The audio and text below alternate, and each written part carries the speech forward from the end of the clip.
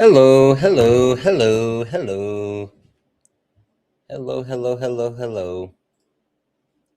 Good evening, beautiful people. How are we doing?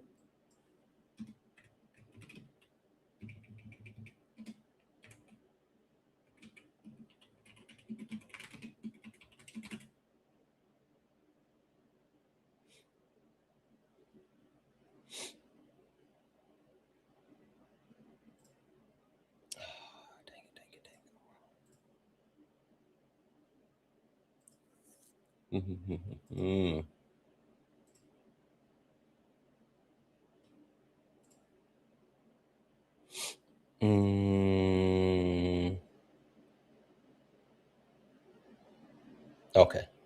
Okay, had to check one thing. Hope everyone's having a wonderful evening this evening. Ready to dance? I know that's right. What up, what up, what up? All right. Let's go ahead and get this thing started. We're gonna go ahead and get the TikTok in here. We're gonna get the TikTok in here. And we're going to get tonight's live going.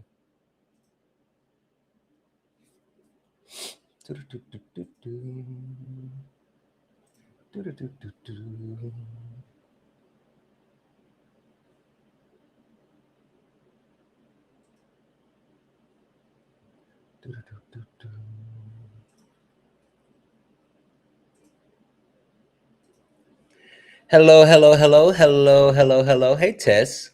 How are you? Hey, Miss Lisa.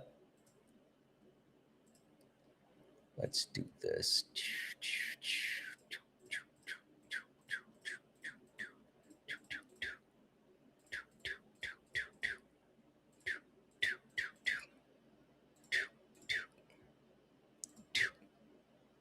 All right, that's good. Hello, hello, hello, beautiful people. As we get in, if you don't mind, tap the screen, share the live, send your daily heart me. It's only one coin and will boost the live out to the FYP. If you are over on YouTube, hit that thumbs up button. Hit that thumbs up button. It'll help push the VOD out. It'll get more people in here. Hey, W's in the chat for Laura. Not you coming through with the star map. The star map. Hello, hello, hello, hello. Hello, hello. Welcome in, Solid Raid. Welcome in, Solid Raid, guys. I'm doing something different with my headset. That's what took me a little bit longer. I'm trying something different. Usually I have it in the front. I got it in the back this time. And I'm seeing if it actually like helps or whatever. So I keep fiddling with it. And you guys know me. Like when things aren't just so, then I tend to like struggle with trying to get things just so. Guys, welcome in, welcome in, welcome in. This is Late Nights with Santana. This is night 3 of Late Nights with Santana. We had to pause night 3 last night, but we are back. And not only are we having night 3 tonight, but we're having night 4 tomorrow night. So it's going to be a great conversation. And I think we got some stuff that's going to make a lot of people really happy. So we're going to go ahead and get started here in just a moment. But what I need everyone to do is to tap the screen, right? Tap the screen, share the live, send your daily heart me. It's only one coin. It will boost the live, push us out to the FYP. Knock out the daily gift goal. Welcome in, Solid Ray. Welcome. Knock out the daily gift goal, which are the love you so much. Can you please, please, please knock those out for me a couple of times? And we will get started here, guys. FYI, this is for the people that are coming in, and you may think that, oh, Santana, I want a debate. Sorry, this is not a debate. This is Late Nights with Santana. We are talking about how America works today, and we're doing some deep thinking. We're going to dig into that. So if you're interested in joining the panel, this is a panel discussion. That means any and everyone is welcome. Any and everyone is welcome. So if you are interested in joining the conversation, go ahead and get up here and we will get started in just a moment. Myself and my illustrious co-host, Super Solid. What up, Solid? Solid? My bad. I got to get my extendo microphone out. You all good? I was just about to say, you ready to hit this intro? Yeah. Let me hear the intro. Let's go. Yeah, this ain't your regular panel. Nah, we speak the truth. Late nights with Santana and Mama Jones watching. Better keep it clean. Let's go. Late nights, truth in the convo. Everybody get a seat at the table. From the block to the books, we mindful. No screaming, just dreams and the Bible. One mic, one voice, we build bridges from the heart of the hood to the world's big issues. Politics, pay, different cultures, but the real ones listen before they rebuttal. Late nights with Santana, yeah. Mama Jones watching, so keep it grown. Ain't about flexing, this a purpose zone. Santana hold it steady when it might get hot, but we ain't here to fight, we here to connect the dots. Yeah, late nights with Santana. You already knew. Late nights with Santana. Late nights, no static. No highlight reel, just the soul's reflection. No shade throwing, just connection. From streetwise truths to deep reflections, we turn hard talks into blessings. They say they run the game, we build new rules. We here to heal, uplift, and break the old rules. They kept us boxed in, divided by fear, but you found us lined up when the truth appears. Yeah, weekly topics, hearts wide open. No judgment, just motion. Real ones are talking, no cussing. Cause Mama Jones still watching, no fronting. Yeah, late nights with Santana. You already knew. Late nights with Santana. Late nights, no static. Yeah, Mama Jones watching, so keep it grown. Ain't about flexing, this a purpose zone. Santana hold it steady when it might get hot, but we ain't here to fight, we here to connect the dots. Mama Jones watching, so keep it grown. Ain't about flexing, this a purpose zone. Santana hold it steady when it might get hot, but we ain't here to fight, we here to connect the dots. Weekly topics, hearts wide open. No judgment, just motion. Real ones are talking, no cussing. Cause Mama Jones still watching, no fronting. Yeah, late nights with Santana. You already knew. Late nights with Santana. Late nights with Santana. You already knew. Late nights with Santana. Late nights. Late nights with Santana. You already knew. Late nights with Santana. Late nights. Hey, welcome in, beautiful people. Welcome in, beautiful people. I hope everyone is having an amazing evening. I hope everyone is ready for an amazing conversation. Guys, as we get in, thank you for the cake. Tap the screen, share the live, send your daily heart me.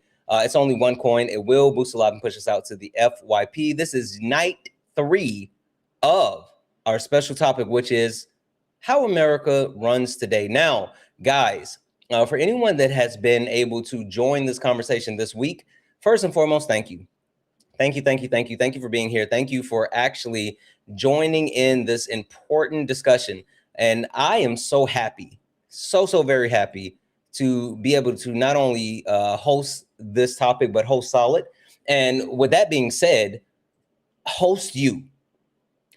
You guys know the way that we do things here on Late Nights. It's about the community. It's about ensuring that we are learning together, we are growing together, we are engaging in all the things that make our community special. And now, what I want to make sure that we are perfectly clear about is that this conversation that we are having, that myself and Solid is having, it's predicated on you.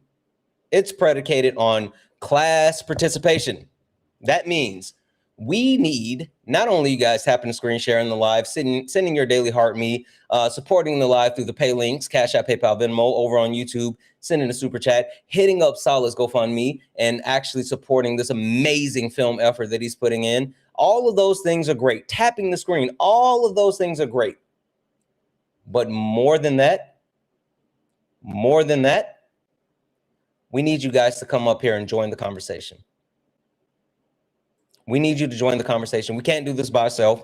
And so we need you guys to come up, join the panel, and join the conversation. Even if you don't feel fully confident in all of the things that we're talking about, this is an opportunity for us to learn together, to grow together, to figure these things out together. And the only way that we're going to do that in real time is if you guys actually join the conversation. So Solid, being the amazing teacher that he is, actually help refine the topics. Now, I want to make sure that I am perfectly clear when I say this. We are not changing the topics. We're still talking about the same substance of what we've been talking about all week, but we refined the actual topics. So we're going to be looking at indoctrination leads to bigotry. That's a big deal. That's a big deal. We're also going to be talking about bigotry equals free labor force. I got a lot to say about that one. We're going to talk about institutional reinforcements and how does that work? How do they fortify bigotry? And last but not least, we're going to talk about the how-to guide to breaking free. It's going to be an amazing conversation, and I desire for each and every one of you to join in the conversation, especially if you have not had an opportunity to actually engage in these topics. If you want to come up and just share what you know, maybe gain some more information, your presence is welcome and it is needed. With that being said, I'm going to pass it over to Solid. What up, Solid? We good? You got that extendo going? I got the extendo microphone going. Can you hear me okay? I can. Apparently I got some mic issues, so I'm gonna give it to you for a few moments while I check my mic and allow you to actually talk to the people.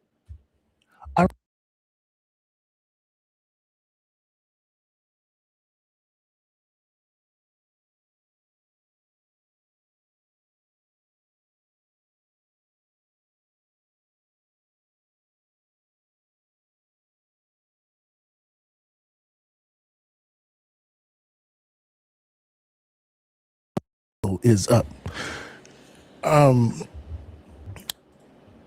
Oppression helps right? Keeping people in a lower class. America has never functioned. It's never operated without a free and cheap labor force. Not one time, not a single stretch of time has America operated without a free and cheap labor force. And the purpose of these institutions of bigotry, right, is to maintain that free and cheap labor force. Now, if you disagree, I'm welcome to hearing anything that anybody has to say that disagrees, right? But what I'm looking for is people to have done some analysis and thought this stuff through. Okay, maybe read a little bit of Loic Vacant. I can't pronounce it because it's French. Loic Vacant. It's and I just want to get people's brains to jogging a little bit to think about, like, why do we do racism? Why do we do that? Why do we do misogyny? Why do we do that? Why do we do ableism? Why do we do fat phobia? Why do we do ethnocentrism? Why do we do that? Why do we do xenophobia? What purpose does that serve? Like, what function does that have in how we run society? That's what I'm here to talk about tonight. Thank you, Santana, for having me. Absolutely solid. Check your mic for me as well. Apparently, both of us are having a little bit of mic issues. You got a little bit of static. Got a little bit of static. Got some static. Just a little bit. Welcome in, Swan Raid. Welcome in, Swamberly. Can you hear me now? Raid. Welcome in, Daddy Swamberly Raid. Go ahead and kick a freestyle. Drop a hot 16. Not him taking off the mic instead of freestyling. What about now? Is that okay? I'll do you one better. Yeah. How I sound now? You sound like you're in a tin can. Really? Yeah. The other way was better. It was just a tinge, just a little, just a smidget of static, just like maybe a wire was touching or something. Okay, all right. Let's try this. You know, I got that iPhone 17. Yeah. You know, and just because it's new don't mean it's good. Keep talking for me. Okay. Hey, listen, once upon a time, okay, there was a young girl, her name was Little Red Riding Hood. Okay, little white girl. I don't know if you know this, but she survived that story. I feel like Little Red Riding Hood is proof that white privilege is real. All right, solid. So yeah, it's manageable. I think we're good. All right, guys, we're gonna go ahead and get into it. If you are Cypher, stop spamming. I want to come up. That is even more of a reason I am like not interested in letting you up. That's weird. Don't be weird. Anyway, we're gonna go ahead and get started. Wait. I gotta tell you. So before you went live, I was live. Okay, Cypher was in. Cypher wanted to come up. He was in the comments. He was yapping, right? And I finally let him on the panel, and then he used like a talk to text to say something about like, you want reparations or something like that. It was that lady, and she was like, you want reparations.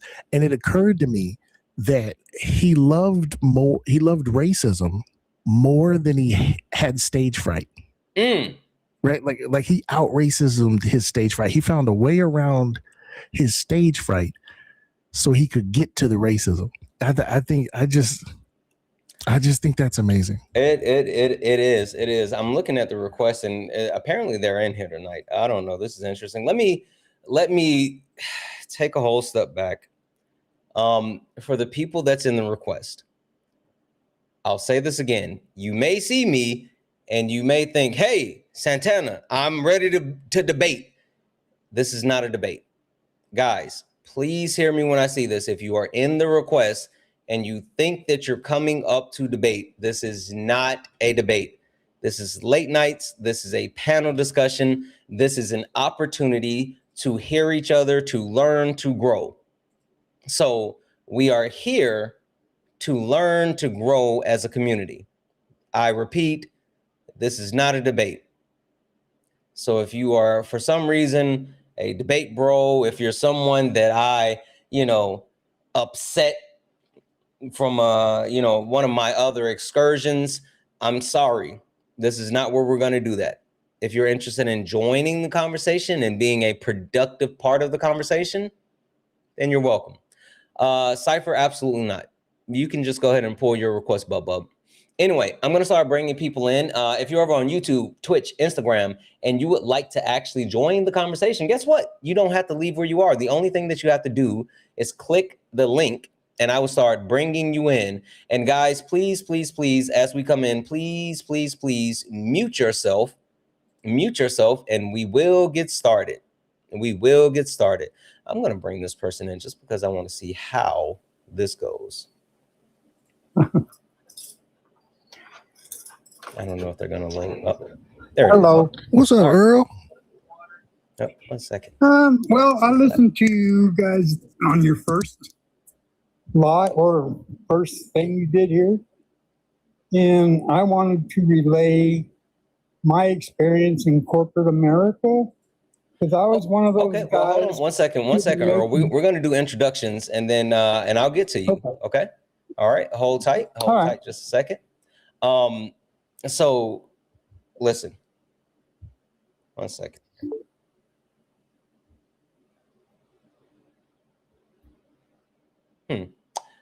I think this person looks interesting.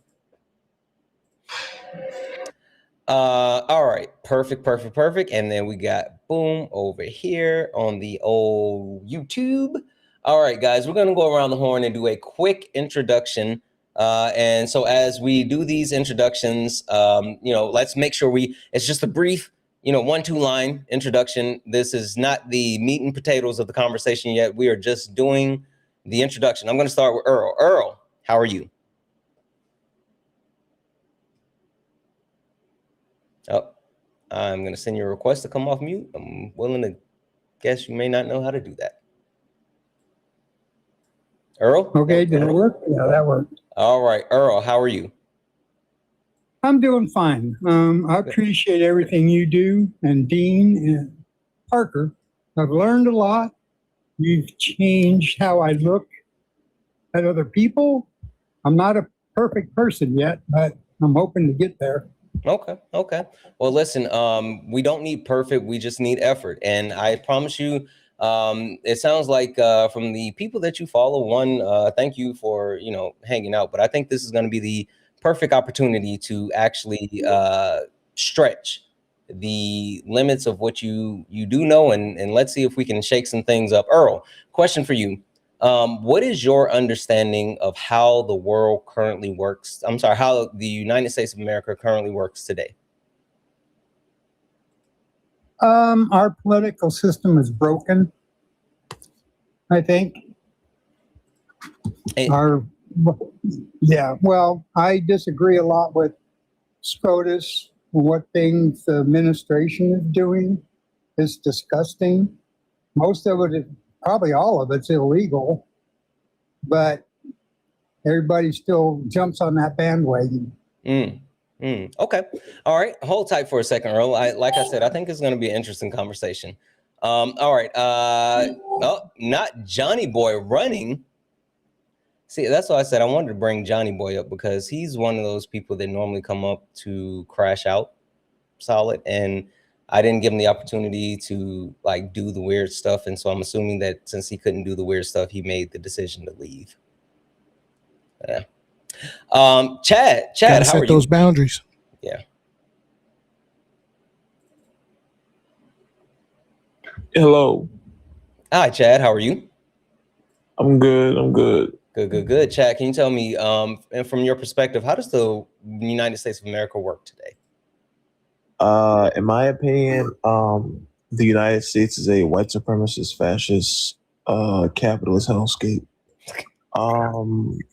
I think that for the most part, the United States is founded on settler colonialism, genocide, and slavery. Stop spamming the all the information. You don't give them the high level. Don't give away all the goods yet. Okay. Well, I would say that I think your panels are interesting. Mm-hmm. I think sometimes I have a little bit of trepidation, because I think you associate with some people who are like I would say vehemently anti-communist, anti-socialist. Mm-hmm. So I think there's a little bit of to me, I would say historically, we have seen that liberals, for the most part, have collaborated with fascists to take down socialists and communists. Whether you can look at Nazi Germany, you can look at the Black Panther Party. I kind of want to like, this is the introduction to the conversation. So okay. Oh, my bad. All right, go ahead. Okay. All good. All right. 1 second here. Hawaiian Bear, how are you?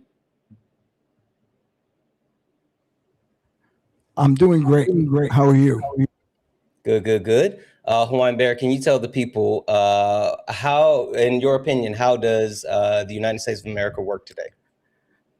Well, it doesn't seem like that laws are being followed. We're breaking laws every day, and it's just I don't know. There's supposed to be a system to keep everybody in check, right? It's not working. It's not working, because they should have checked Trump a long time ago. They don't check them. They're supposed to be check and balances. If someone goes crazy, someone's supposed to stop them. Okay. That's okay. All right. Perfect. Sorry, 1 second here. All right. This is like I said, I feel like this is going to be pretty interesting. Pretty interesting. Hold on 1 second here. All right. So before we get going, I just want to remind people of a couple of different things. Guys, for the people on the panel, guys, please remember, use TikTok friendly language while we're having these conversations. Use words like pew pew, unalive, C19, mustache man, all of those things that protect not only your TikTok, but protects the live. So please be mindful of that. Also, be mindful, this is a safe and friendly community. What does that mean? That means that we don't deal with any of the isms, racism, sexism, classism. We also don't do any of the phobias, homophobia, transphobia, none of that. We don't play that on the panel nor in the chat. Speaking of the chat, please do not use caps. Caps are for mods. It will draw my attention away from the panel and to the chat. And we definitely want to be able to focus in and have this conversation. But I need you guys doing all the wonderful things, right? Tap the screen, share the live. And we're at 44,000 likes. Let's go ahead and get the likes up to 100,000 likes, please, please, please. Also, I'm going to keep resetting the daily gift goal to these little 1-cent gift goals. It'll help boost the live and push us out to the FYP. And if you guys like what we do here at Late Nights, if you want to keep it going, please, please, please think about supporting the live. You can do so Cash App, PayPal, Venmo. Pay links in the link tree in the bio. Santana Speaks for You. Santana Speaks for You is the best way to support the live.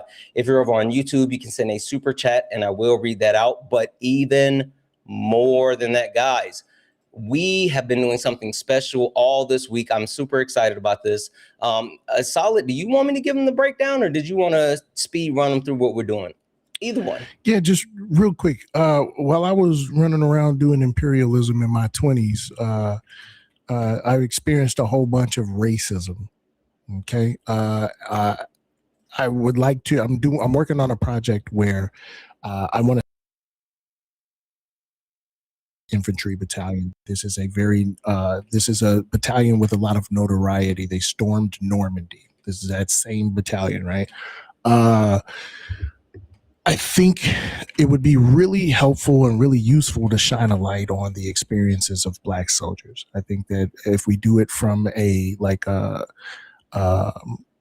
material standpoint, it would be really informative. It's going to be really cathartic for me. It's going to be really cathartic for my battle buddies.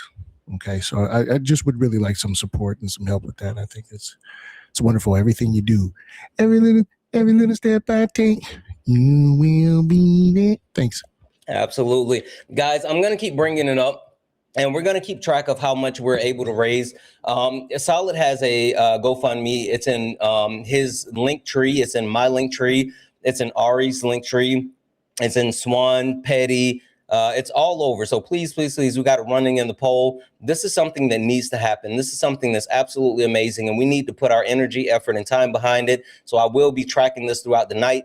If you guys want to actually add to that, just click the link and go to it. And there's multiple forms that you can actually make a donation. I will be tracking that throughout the night. So please, please, please make sure that we are doing that. All right, we're going to go ahead and get started here with this conversation. And Solid, I want you to lay out what you got to say, but then I kind of wanted to go somewhere because of some of the stuff that was said, but I'm gonna defer to you. You're muted. So, okay, I use structural functionalism when I talk about these topics. All right, the main topic is just how free and cheap labor forces are maintained through societal structures. Bigotry, misogyny, racism, xenophobia are all ways that the owning class use to maintain ethno-racial dominance and keep people in a permanent underclass or permanent servant class. I want to walk through some of the ways that tonight. I want to walk through some of the ways that happens. Okay, there's a sociologist named Loic Waquan who talks about the peculiar institutions. Talk about how patriarchy as a feudal holdover is there to relegate women and femmes to reproductive and domestic labor. But I'm very also interested in where you want to go, Santana. Ooh,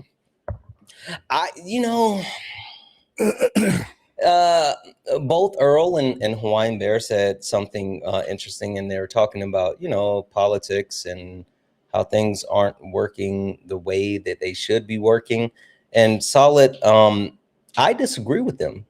I disagree. I think that the way that these systems are structured to function, structural functionalism, they're actually working perfectly. So I kind of wanted to talk about that, but I don't want to step on your toes. Well, no, literally, we are talking about how the political system is working, right? Mm-hmm. All of this is designed to drive profit. Mm-hmm. Literally, the verisimilitude of choice between parties, the reformist version of like capitalism and things like that. Like they're all there to drive complacency, false consciousness, I'm using the big words again. I'm sorry. Okay. No, you're good. Keep it going. Okay. You got one group that wants to go full speed ahead, depleting the working class, depleting the workers of their value. They don't care if you drop unalived on your feet at work. They don't care. They just want that yum, yum, yum, profit. You have another group of people that would like to see you live to make it to work the next day. They have no plan to liberate you. They have no plan to relieve you of your class struggle at all. They have no plan to, right? And so, but the theater of the battle between them, that there is we were talking about kayfabe the other night, right? The theater of the battle between the hero and the heel, right? Where folks will present themselves as your savior, the solution to all of these problems that the fascists are causing. The fascists, want the palingenetic ultranationalism. They want to raise everything to the ground so they can establish a fine cut, a clear cut, a staunch delineation of who's in charge. They don't want it to be up for question. They don't want to have to use the dog whistles. They don't want to have to use the veneer of obscurity in order to execute their dominance. They simply want to do it, right? And you have a people who position themselves as champions of the meek, champions of the weary working class. And so that struggle together, right, is made possible by these institutions of oppression in the first place. You have one group that is saying, right, I'm going to take your reproductive rights. And then you got the other group that goes, no, you shall not. We will stop you from taking the reproductive rights. The plot devices are literally maintenance of the subjugation of the working class. Yeah. Right. Yeah. The institutions themselves, the industrial prison complex, the industrial military complex, the hood, I'm sorry, the ghetto, things like de facto segregation, de jure segregation. These are the things. These are the things. I'm sorry. I see you, Chad. These are the actual things that are the actual maintenance of the class disparity, of the class struggle. Yeah. Right? Okay. Well, I'm gonna come to you in a second, Chad. But before I do, Earl, I wanna actually come to you. So I know Solid said a lot. But Earl, I would actually like to know your thoughts, because I'm gonna send you a request here. I think that a lot of people kind of struggle with the idea of what he just said. Because a lot of times, especially when people vote along party lines with politics, they think that, we're the good guys, they're the bad guys. And a lot of people see what's happening in the country today, and they think that it's like a really bad thing. And well, that's because of the Republicans. And I've said this more often than not, there's a rude awakening that a lot of people are starting to have, where the perspective of Black people, we have seen and understood what this country is. And so it's never been a misunderstanding of good guys versus bad guys. It's just the perspective of who's doing what at what time. Earl, the question I have for you is, what do you think the actual difference is between the Republican Party and the Democratic Party? Honestly, in 2016, I did vote for Trump because I thought it would be a nice refresh to have somebody in there that actually knew how to do business. Maybe he would clean house. Unfortunately, it didn't take me long to realize what a big mistake that was. And I think since the House and the Senate are controlled now by Republicans who won't stand up to him, things have gotten a lot worse. If they would do their job as sworn to do by the Constitution, then everything probably would have worked out a whole lot better. But they're letting him get away with anything.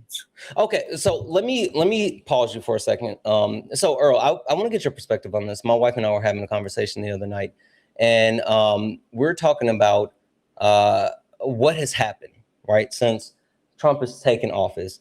And would you say that there's been a lot of like rollbacks on rights and a lot of like things that we used to have that we no longer have, as far as like civil liberties and things like that?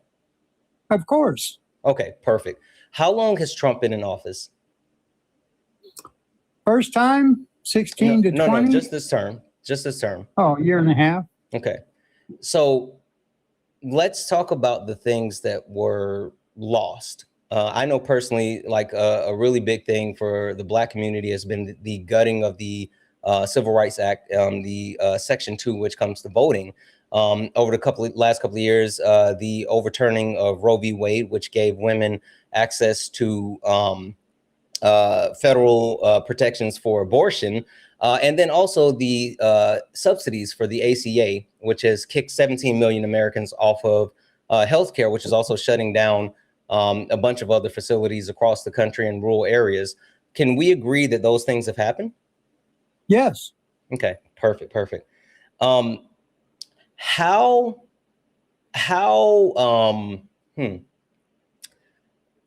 sustainable do you think any of those things actually were? If, like, we talk about the Voting Rights Act, that's been in place since 1965. Roe has been in place for what, 30 some odd years, 50 some odd years, whatever. The ACA, it's been in place for years. How sustainable was any of that if one person could come in and overturn and upheave all of that within a year and a half?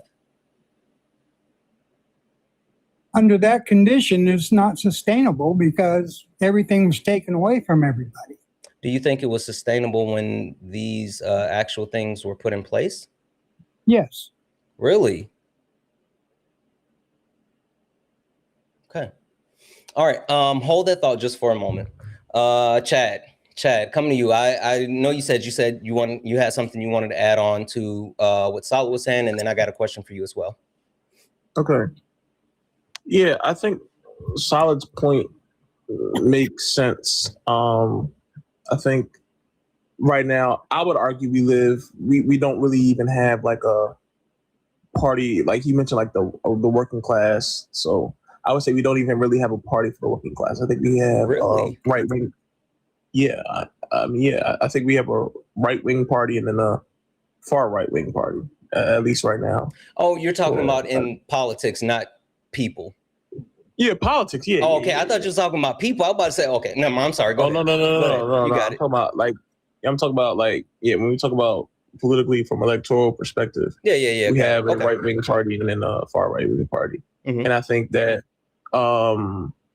unfortunately, what we are seeing right now is what I would say the ratchet effect, where we have the Republicans going as far right as possible, trying to do everything in their power to strip rights of every marginalized group imaginable. And then you have the Democratic Party, basically the majority of them trying to prevent progress from moving further to the left. So they want to maintain a certain baseline status quo that reinforces the white supremacist hierarchy that we live under. Okay. I got a question for you, Chad. Go ahead. So I just learned this not too long ago. But I learned more about the cycles of capitalism and how it has existed throughout the history of the world, and how it actually goes through these cycles, and each iteration, each new form, it flattens the class until we've gotten to where we are. And something that's super interesting is normally in capitalism, there's a need to keep the proletariat not just docile, but I guess you can say sustain them enough to drain them, right? To keep them here just enough to continue to exploit them, and to continue to not only coalesce social power, but also capital, right? But it seems like this version, what we're dealing with today, it seems like the ultra wealthy or the bourgeoisie, right? It seems like they are speed running like the normal process. Am I tripping? And if not, then why? Like, why drain a resource faster than necessary, knowing that well, I'm sure they have to know that what comes after this is revolution. So, first I would say capitalism and fascism, to an extent, they complement one another, but eventually they become incompatible, because fascism, at least white supremacist fascism, cares a lot more about cultural hegemony and, you know, keeping certain like hierarchies in place, whereas capitalism is about. No, I would say capitalism is a vehicle for that, but eventually those sort of systems sort of collide with one another, and eventually they combust. Which, I mean, you could say Nazi Germany is probably the biggest example of that, where you had private industries consolidate with the state, and the state be used as a means of suppression of, you know, different groups, obviously the Jewish community, Romani community, and other marginalized groups. And in fact, not the first, but the group of people that they went after the most were trade unionists, communists, and the socialists. So right now, what we're seeing in America is, you could say, the early parts before, like, you know, the big bag thing that we're talking about. Like, you know what I'm talking about, the big bag thing. Yeah. And because Trump is a bumbling idiot, things are bad, but they're not like, I think a lot of Americans, because of our privilege, we don't understand how bad things really can get. Like, if Trump was like an actual ideological fascist, things would get a lot worse. Like, we probably wouldn't be able to be on live right now talking about this stuff. Like, that's why I think the Democrats. Because go ahead. Again, the part that I'm struggling with, like, I understand all of it. I just don't understand why it seems like they're speed running to get to the end. Because at the end of the day, when fascism gets worse and worse, the ruling class capitalists still make money. They still are able to profit off of people suffering. I mean, in World War II, I mean, I'm sure folks who were making weapons were making crazy amounts of money. So they probably wanted the war. I mean, you could argue that's one of the main reasons why the United States got into the war. And I think now capitalism makes it so when you have a small number of people who consolidate a crazy amount of wealth, eventually and usually this is what happens. The proletariat can either choose fascism or they can choose socialism and communism. And unfortunately, because I would say in the 20th century, up until now, the proletariat, especially in Western societies, often chooses fascism because there's charismatic leaders, where you look at Mussolini, the mustache man, who preyed on those insecurities and told them the reason why you're poor is because of Jewish people, and it's because, you know, the West hates you, and thus that leads to mass atrocities. And so that's the same playbook we're seeing Trump doing now, which, you know, instead of saying the issue is capitalism, the billionaires, you know, it's the transpersonal Netflix, and it's your gay neighbor. Okay. So that's the issue. Stop right there, because you like freaking set me up. Perfect. Hold tight for a second. Solid. Coming back to you. Chad just like literally kicked the door open to where I think we should be, which is talking about those systems and how they weaponize bigotry in order to continue. So, Solid, he mentioned like the marginalized communities that are that are the victims of the system. right? Mhm. Mhm. Can you talk about that and tell us a little bit more about why that happens? Yeah, the fascists are just really good at manufacturing consent, right? They sell the idea of superiority, the idea of valor, the idea of being on a winning team. I call them like Raiders fans, but they sell the idea of belonging to they sell identity and superiority to people as a consolation prize for being stolen from, right? So, and this is the appeal here, because that's how you end up with class traders in the first place. That's how you end up with enforcers of those disparities in the first place, because they are literally, there's the idea of false consciousness. They're literally under the impression, and Chad said one of my favorite words, cultural hegemony. They're literally under the impression that maintaining the status quo is the righteous thing to do, that this is the best and only way it can work, and that they would themselves be heroes if they can maintain the status quo, or regress to a time, or push to a time of palingenetic ultranationalism. So in other words, some sort of divine entitlement to rulership, right? And national rebirth, right? So that's how we end up here, right? It is the bigotry is a vehicle for the exploit, is a vehicle to convince people that the exploitation is normal, good, and necessary. Okay. Right. Okay. Yeah. Hawaiian Bear, I want to come up to you for a second. You said something that was interesting to me. And you talked about, and I'm sorry, welcome in Ari Raiders. Welcome in Ari Raiders. W's in the chat for the Ari Raiders. Tap the screen, share the live, send your daily heart me, do all the wonderful things. If you'd like to support the live, just like Daphne sent a $15 donation saying, thank you so much for keeping it interesting and working longer hours than anyone out here. My favorite creator. Listen, thank you so much. And honestly, it's not about like the long hours or anything like that. You guys make it fun. I think the fact that our community has an opportunity to branch out, to grow, to learn, like this is the most important thing. So I'm just happy that we have the opportunity to do this together. W's in the chat for Daphne. W's in the chat for Daniel, who sent the $9.99 YouTube super chat and just sent the love. W's in the chat, Daniel. Thank you so much for that. W's in the chat for the donos, guys. Also looking at the donations for here. Let me do this. All right, guys.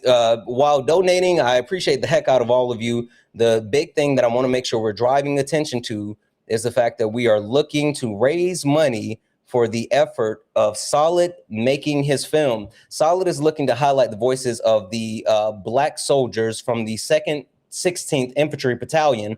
He's looking to raise a total of $25,000 in order to make this film.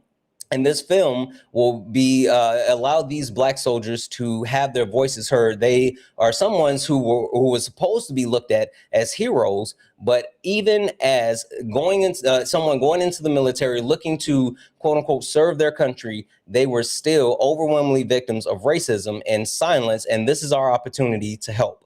This is our opportunity to step up and make sure that we elevate these voices and we make sure we hear from these Black soldiers. So please, please, please, the link is in the poll. The link is in my bio. The link is in Solid's bio, Swan's, Ari's, Petty's. It's all around. Please, please, please click that link. Go donate. So far, we've gotten $10. I know we can do better than $10, guys. Please, please, please head over to the GoFundMe.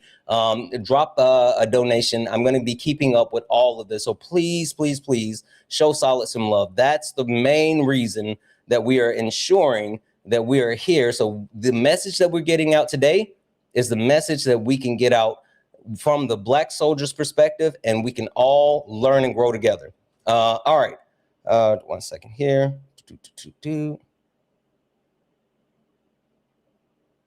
Okay. All right.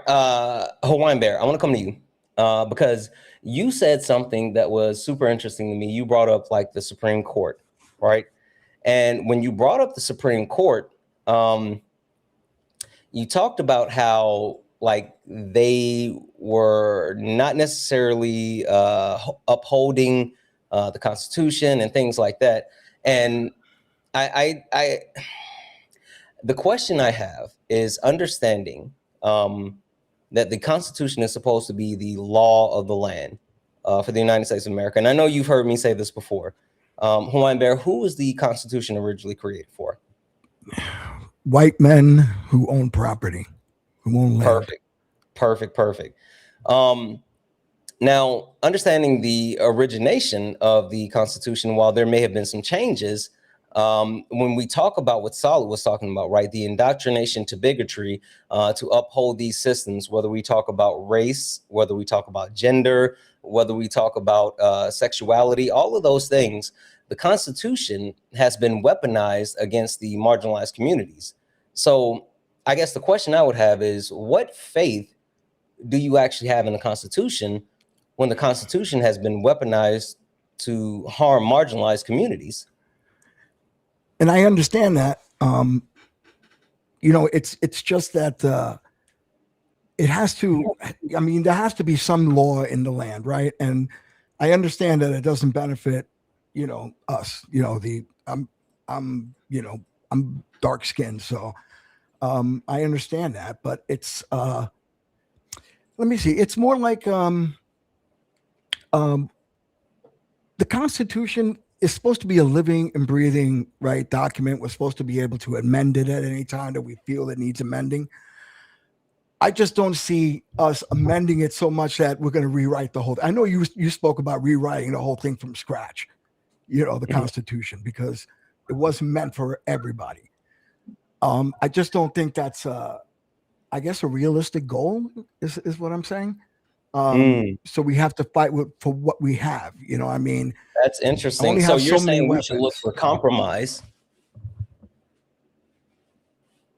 Is that what you're saying? Some sort of, yes. In other words, yeah. Because we have to work with what we got. We don't have, we don't have, extra. We don't have representation. It feels like in the government, right? So they're not fighting for the minorities or the marginal people. They're fighting just for white people to make sure the capitalism exists. Okay, hold tight. Solid, I'm going to kick it back to you. So I've been, me, I've been doing a little bit of reading. I sent Sean, I got into the first part of Wretched of the Earth, and I was like, what in the world, right? But there was a really good, interesting part in there that talked about compromise and negotiations. Solid, do you think that we can negotiate or even reform these systems, or what are your thoughts? No, I don't think that reform is a viable option at all. I was just talking about Richard Wolff. I don't know where Richard Wolff was, but he was giving a speech where he was talking about there are two types. During slavery, there were two groups of people, right? There were the abolitionists and the reformists, right? And I think it's really poignant because this makes it really easy to understand, right? The reformists didn't want to get rid of the institution of slavery. They thought that they could keep slavery intact and simply use vehicles to make it more humane. So give them more amenities, give the slaves better food, give the slaves better quarters, perhaps allow them to get married. And these were concessions that, the people who were making hand over fist, the slavers that were making money hand over fist, these were the concessions that they expected slavers to make, right? And then you had your abolitionists who understood that fundamentally slavery was an abhorrent system. Slavery was an inherently inhumane thing. Faith or not, it was something that robs humans of their soul. The slaver and the slave robs them of their soul. and must be eradicated. You just got to find some other way to do stuff. Sorry, Mama Jones. So in that way, capitalism is the same, right? Reform to capitalism will still keep the institution in place and would require the concessions of people who have no motivation to concede anything, and will inevitably lead back to further enslavement. Donald Trump was where this road always led. The Overton window shifting this far to the right is where this road always led. We were always going to end up here, and so Chad said, we're going to have to make a choice. Does the proletariat choose fascism, or do we choose communism? Do we choose, right? No matter what, the game of Monopoly, that's how it works. The game goes on until somebody has everything. The game stops when one person controls everything. When one person has all the houses, when one person has all the money. This is where this was always headed. This was inevitable. I'm sorry to cut you off, Solid, but I feel like I would be remiss if I didn't do this. Sean, hey, Sean, sorry to throw you like straight into the fire, but do you remember the analogy that you once told about capitalism and what happens when you get to the last person?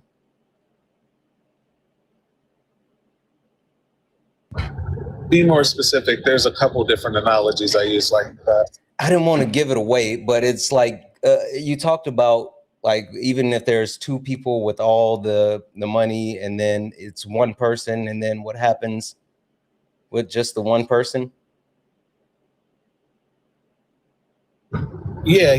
I mostly use this for fascism, but yeah. Would you mind sharing that with people? Because I love the way that it made me really conceptualize capitalism in a different way and understand that it's never satisfying, even when it's been quote unquote satisfied. Would you mind sharing that with everyone? Yeah, I could. So capitalism allows for, it requires for what is called just infinite growth. That's what capitalism is meant to do. Within capitalism, you're supposed to continue to get more and more and more and accumulate more and more and more. There's a whole thing, an analogy, not analogy, there's a whole example that I give about layoffs. But essentially within this analogy is that once you get to the definition of capitalism is the privatized ownership of the means of production. That means the richest people own everything that it takes in order to make products. In order to accumulate more profit, what they have to do is they have to evaluate what it takes to make profit, which is the equation for profit. And they have to make more than their competitors. That's the entire point, where if someone else is making money, then that's money that you're not making. So you have to do everything that you can to make all of that money. And so if we visualize it in a way of three people own the means of production, eventually the two people are going to collaborate and weed out one person, essentially buy them out. And then they are going to turn against each other. And then whoever wins is going to have the means of production, and they're not going to have anyone to sell to. And so one of the things that they're going to do is that they're going to start doing things within their own capitalistic class. Like they're going to start doing things to themselves in order to continue the infinite growth. I don't want to get too graphic. It's late night, so I think you all get the picture. I think that was the reason why it really kind of, I don't want to say it struck a chord, is because it speaks to the insatiableness of capitalism. And it speaks to the overall, back to you, Solid, the overall tools where we think that, because we know this system, we know the society, we understand the Constitution, we understand voting, we understand all of these things. We don't know the other stuff, but we know this. So maybe we can make this better.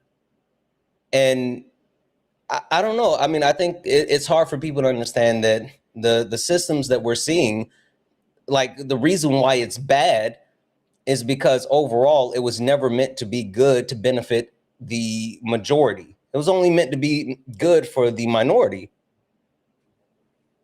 Yeah, the people who had held the majority of control over resources just so happened to be cisgendered, heterosexual, white Christian men. And so I used to say this analogy. I used to say this all the time. Trying to remove racism from capitalism is like trying to remove the flour from a cake that's already been baked. I thought you was gonna say the stank from the S word. You can't take the stank. You can't get the stank out of the sugar honey iced tea. You can't get it out. Stank out the sugar honey iced tea. Okay. That's the thing, right? You can't undo the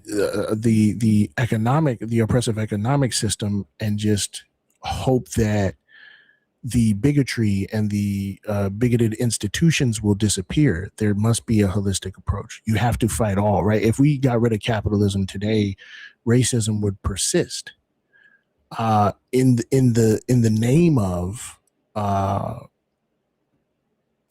of some other hierarchy, some other power and control.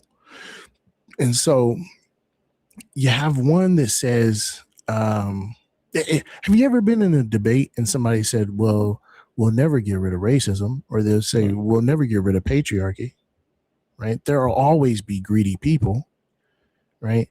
I feel like putting the Band-Aid on it would be like, we're here to address racism, right? That's the Band-Aid.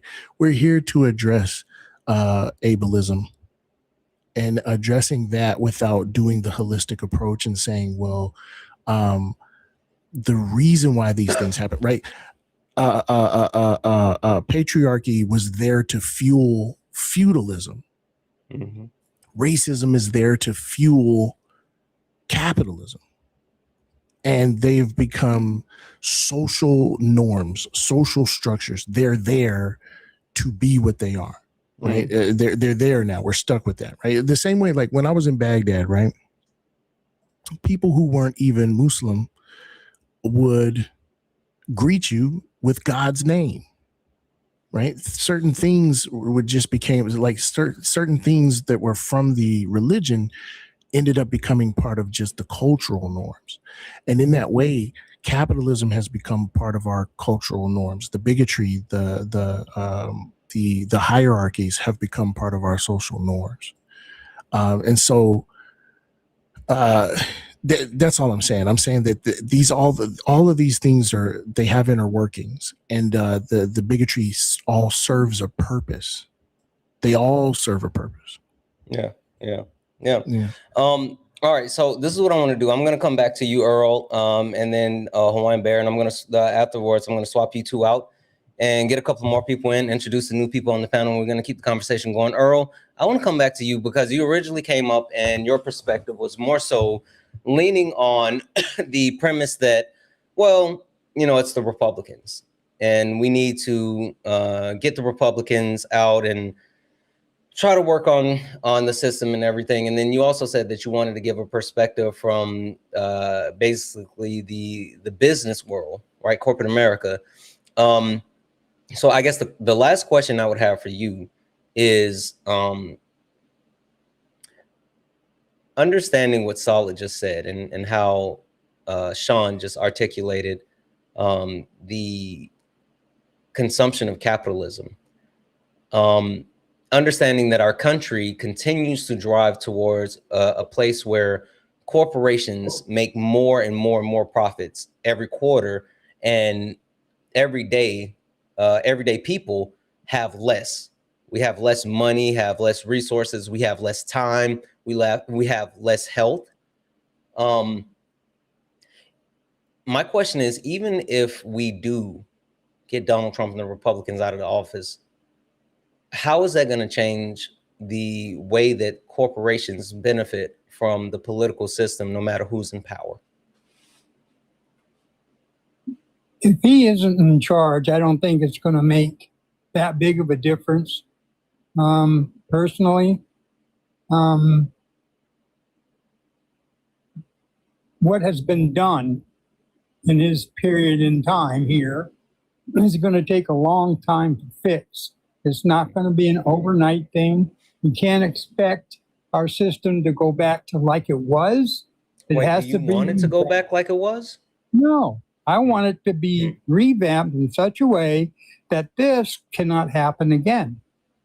I mean, our founding fathers, I think, did a pretty good job, but I didn't realize the things I've learned here, which kind of upsets me because I never thought about it, to be honest. You know, I just was me, doing my life, doing what I thought was right for me and for the people around me. I never did anything wrong to other people. I try to do my best. I try to make people laugh when I can because everybody needs a laugh, you know? So, and I've lived a long time and my end is probably not too far down the road, but I've seen a lot and I don't like where my country's at right now. I defended my country back in 71 to 75. And well, y'all know that was Vietnam. So I just don't like seeing things happening to our veterans, our people that are a benefit to this country, you know? Can I suggest something? Yes, sir. Class solidarity. I think that instead of focusing on who is or is not in control, or who is or is not actually doing the things, that if we work on like building our communities and building the resources that we have amongst each other, as Sean would say, dual power structures, then I think that we could have a better chance of having a better life and even maybe get into a country that we want to get to. I don't have a problem with that. Yeah. Earl, I appreciate you coming up. I'm gonna go ahead and drop you down. Okay. All right. Thank you, sir. Thank you. I was gonna go to Hawaiian Bear, but Sean, I saw your hand up, so I'm gonna kick it over to you for a second. No. Go ahead, the bear. Go ahead, the bear. I'm gonna send you a Discord, Sean. I got you. I'm just saying, I'm not gonna forget what I have to say. Oh, okay. Hawaiian Bear, coming back up to you. Hey, can I just ask a question for Solid real quick? Yeah, you can. You got it. Mr. Solid, I was in the military myself, and you talk about racism in the military. I mean, I was in the Marine Corps. You know, I've done a lot of different work. I've done all these things, but I didn't see the discrimination, the racism that I guess you saw. Can I just ask what type of things you went through that, you know, that the racism, what kind of racism you faced? Do it now, Santana. Do it now. You know what? Let's show a clip. I've done some videos. Dang it. Okay, hold on. Yes, no worries. I've done some videos that as kind of pre-work to just demonstrate, you know, kind of what give you a sample of what you're going to be getting in the mini doc. I will say this, right? One of the things that I experienced when talking to other Black soldiers is that we all have a very common, not we all, I'm sorry, I don't want to be absolute, but the majority of Black soldiers I've spoken to have this really common enlistment story where they were plucked from abject squalor, right? They were approached with no prospects, no idea how they were going to escape poverty, and then offered a way out of poverty. It wasn't necessarily valor. Perhaps they bought into the idea of valor and heroism later. but the majority of the recruitment focused on lower income Black people. And that's the starting point. But when you get in, a lot of people make it very clear. 670-1 is the Army regulation for not black hair, the Army regulation for uniforms. 670-1, it took over a decade for it to be updated to a 670-1 change B. What I'm saying right now is there was a regulation for how hair was to be worn in uniform, how your uniforms were to be worn. And it prescribes how hair is worn. And literally natural hairstyles were forbidden. Dreadlocks, forbidden. Twists, forbidden. I don't even know if I'm saying forbidden right, but you couldn't do it. You couldn't do that shit. Sorry, Mama Jones. Language, solid. I'm sorry. You couldn't do it, right? Black women were not allowed, Black soldiers were not allowed to wear their hair the way it grew out of their head and face. Shaving profiles was like this big controversy. Curlier hair, kinkier hair. It's that kink in the hair, right? That for a lot of Black men that have that, just tighter curls, right? Yeah. The way it grows out causes some for many Black soldiers causes something called folliculitis barbae, right? So folliculitis barbae just means that the hair is now curled under the skin and is causing an abscess, a painful abscess under the skin, and the Army had known about it for years, and still did not allow shaven profile. And even if you got a shaven profile, you were treated like you were substandard and didn't belong. Remember, this is the way your hair naturally grows out of your face. This is the way that, and to the shaving profile is to try and help avoid damage to your face. And and when you were trying to avoid damage to your face, you were talked bad about. You were treated like you were making stuff up out of thin air so that you didn't have to do the same thing that all the other soldiers did. Didn't matter if you knew how to, clear your weapon, if you were certified on, if you were certified on several weapons platforms. It didn't matter if you were, high speed, low drag. It didn't. You could be a PT stud. There was still this separation. And in fact, my project is called "We're Not All Green" because the story that I hear is, when I was in the Army, we didn't see color. We didn't see the racism. We didn't even think about it. We were all green. So my project is titled "We're Not All Green." Santana's ready to roll a clip. I want to watch this clip for a little bit. Okay, I just want to say a real thing that they had no shaving kits where people can go without shaving and just, but it wouldn't last long. So they would have to go back to growing their hair out. But I can see your point on that, by the way. Okay. Yeah. All right. Just real quick for the chat. A chit is Marine speak for a note from the doctor saying that you had to do light duty or there was some medical exemption that you had. Oh, sorry. Thank you for that.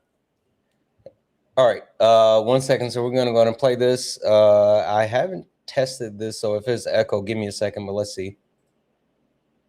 Do my battle buddies really? I hear it. 1 second. You hear it too? Yeah. Hold on 1 second. Where is it coming from? Where's the echo coming from? Give me a moment. I love the sound of my own voice, but not that much. Give me a moment. I'll figure out where it's coming from. I need everybody to stay quiet though. Really see me as an equal, and it's kind of bizarre because okay, I see it.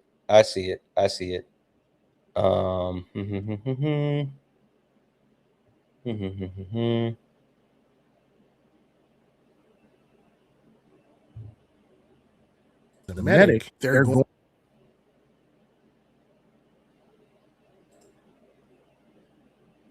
to take care of you because Okay, so I did that, but all right. YouTube, Twitch, Kick. Can you guys? I'm gonna run it back just a few seconds. I need YouTube, Twitch, and Kick. You guys, let me know if you can hear it, because I don't know if you guys will be able to hear it. So 1 second. out there, it wasn't. It just wasn't something that I was seeking. But there's a dynamic that exists there where I found myself worrying about the folks at my 12 and Okay, YouTube, Twitch, Kick. Can you guys hear it? You can? Okay. All right. Perfect. All right, solid. So I'm gonna let it play, and then you just let me know when we're G to G. for shizzle. The folks at my 6. Are my battle buddies, do my battle buddies really see me as an equal? And it's kind of bizarre because as a medic, they're going to take care of you because you're the medic. If they get hurt, you're the guy, right? But then there's this like this duplicitous, this duality to it because you're still not really one of them. Oh, yeah, I definitely felt that, and I think to take it up on another level is that, one being an officer, being a black officer, and then coming back like, I would say 4 months into our deployment, where I didn't know problem coming in at the time because I was Air Sport. And so I felt the animosity or especially for one platoon in particular, I can get this. I got the sense of, well, who is this dude, and I was trying to figure out whether or not it was because of my skin, skin color, or was it because I'm a new guy? Yeah. So what is it? What is it there? There's like this possible guy. So it's. Thanks, Santana. I appreciate it. Oh, is he competent enough? Even though I've had before. Absolutely. Y'all, this is Major retired Jermaine Hampton. This is when you talk about somebody with credentials, you talk about somebody with stripes, somebody that has seen it. Major Hampton has seen it. He's had a very successful career. He's done everything that one can do to be distinguished, and now has to talk about, and now is engaged in conversation with me where he can't figure out why he's not getting his due respect. And he can't put his finger, and that's part of the turmoil is it because of my race? Because nobody will say it outright. But you have to wonder, like, it's not lining up. Why are they acting like this when I've done everything right? When I've been exemplary, right? And so that's just a little taste, all right? Appreciate it. Thanks, Santana. Absolutely. All right, we're going to introduce the new people on the panel and keep this thing moving. Really quick, guys. Oh, excuse me.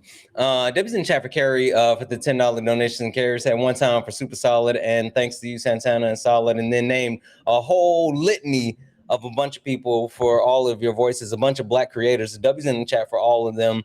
Debbie's in chat for Carrie. Thank you so much for that $10 donation. And Debbie's in the chat as well. Hold on, let me get over here. Let me make sure I got this. Debbie's in the chat.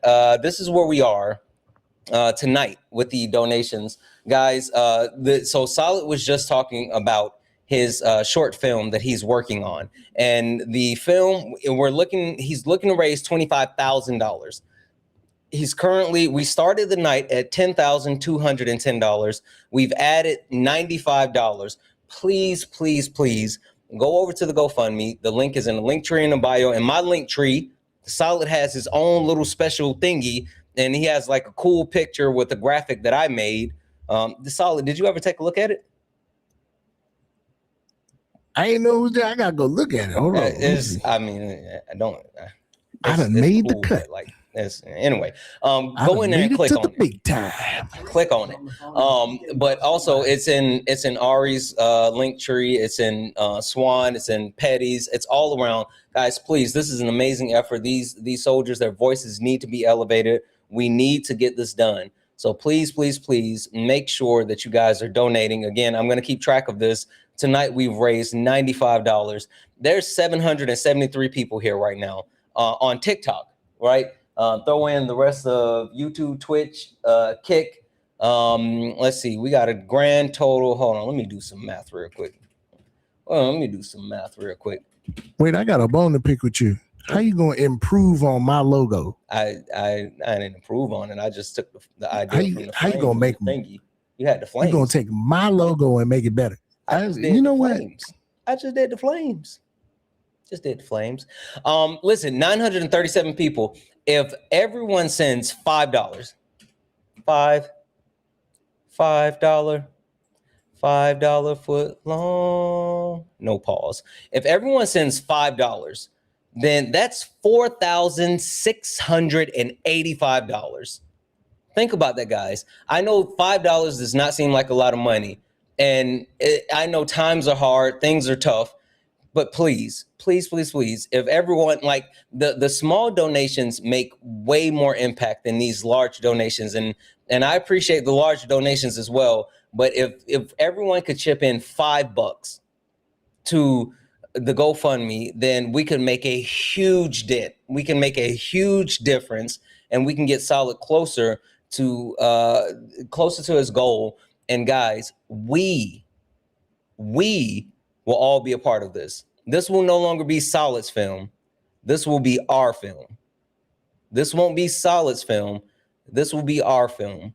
And if this is our film, guys, we have to take care of it. We have to take care of it. So please click that link, go over it. Even if you can't do $5, if you can do $1, just do it. Please, please, please. The link is in the poll. It's in my link tree. It's in Solid's bio. Ari, Swan, Petty, it's all around. Please, please, please go to the GoFundMe and donate. All right. We're going to introduce the new people on the panel, and then we're going to go ahead and keep it moving. Sean, formal introduction. How are you? Hey, what's up? Hey, so since you were on the other night, I'm not going to make you answer like the original question, but I will say, we've talked about a couple of things, and I know that you have a couple of things that you want to specifically add.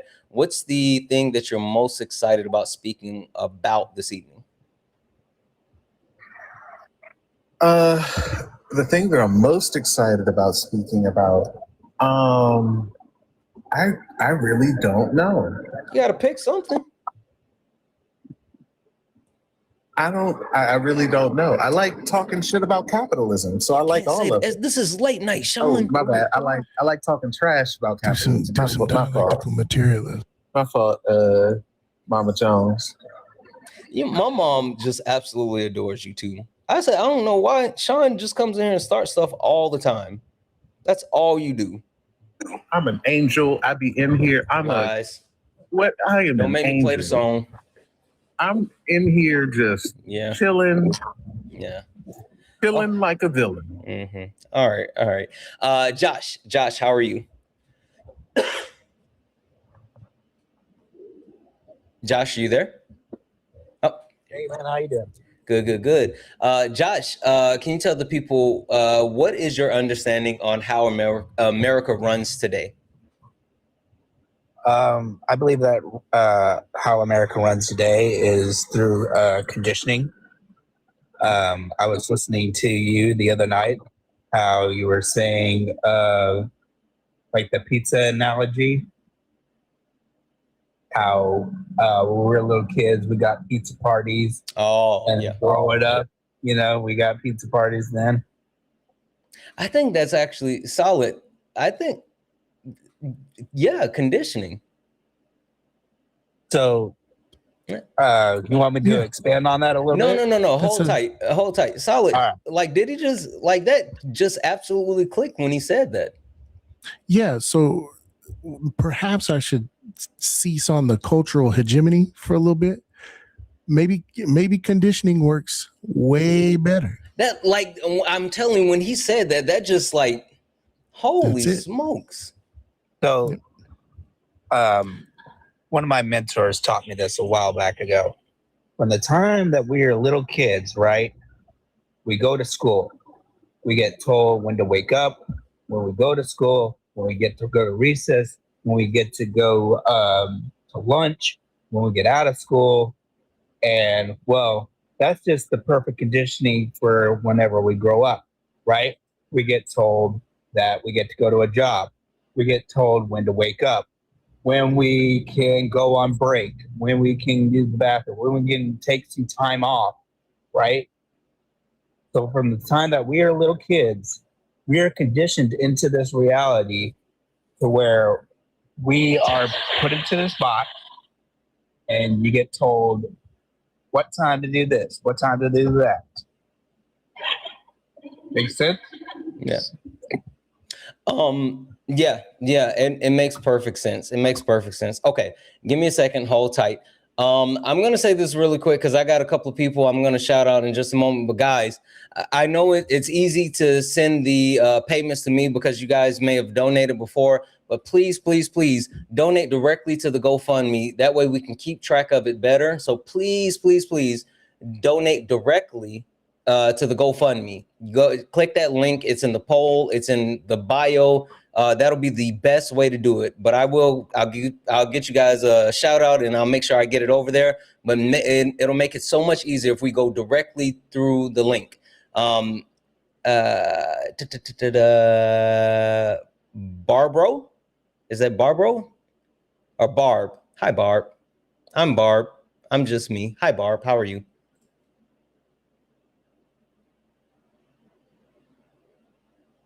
Barb, I'm going to send your request to come off. I think it's Bring. No, I look. It says if you click on Bring Girl. It says Barb. I'm Barb. I'm Barb, and I'm just me.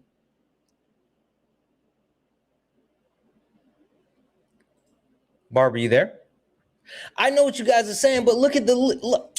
Y'all not gonna play in my face. Hold on for a second. Ain't no way. Now I gotta make a. There's an old Flight of the Conchords song where they couldn't decide whether or not a woman's name was Barbara or Brabra. Now I'm just out here making points. Yeah. There's no such name as Brabra. Yeah, you can call me Blaine. But tell them what it says in your bio. See, they're trying to play in my face though. No. Tell them what it says. Yeah. So I'm Barb, and I'm just me. Boom. Told you. Anyway, I'm sorry. Go ahead. Yeah. How are you? I want to discuss misogyny tonight. I lost my job due to the tariffs, and I was in a hat company, and we got all of our hats from China, and so I lost my job. Okay. All right. Well, I'm sorry to hear that, but we can definitely talk about that, and we can get into it a little bit more. All right, perfect. Give me a second here. And last but not least, Jermaine, how are you?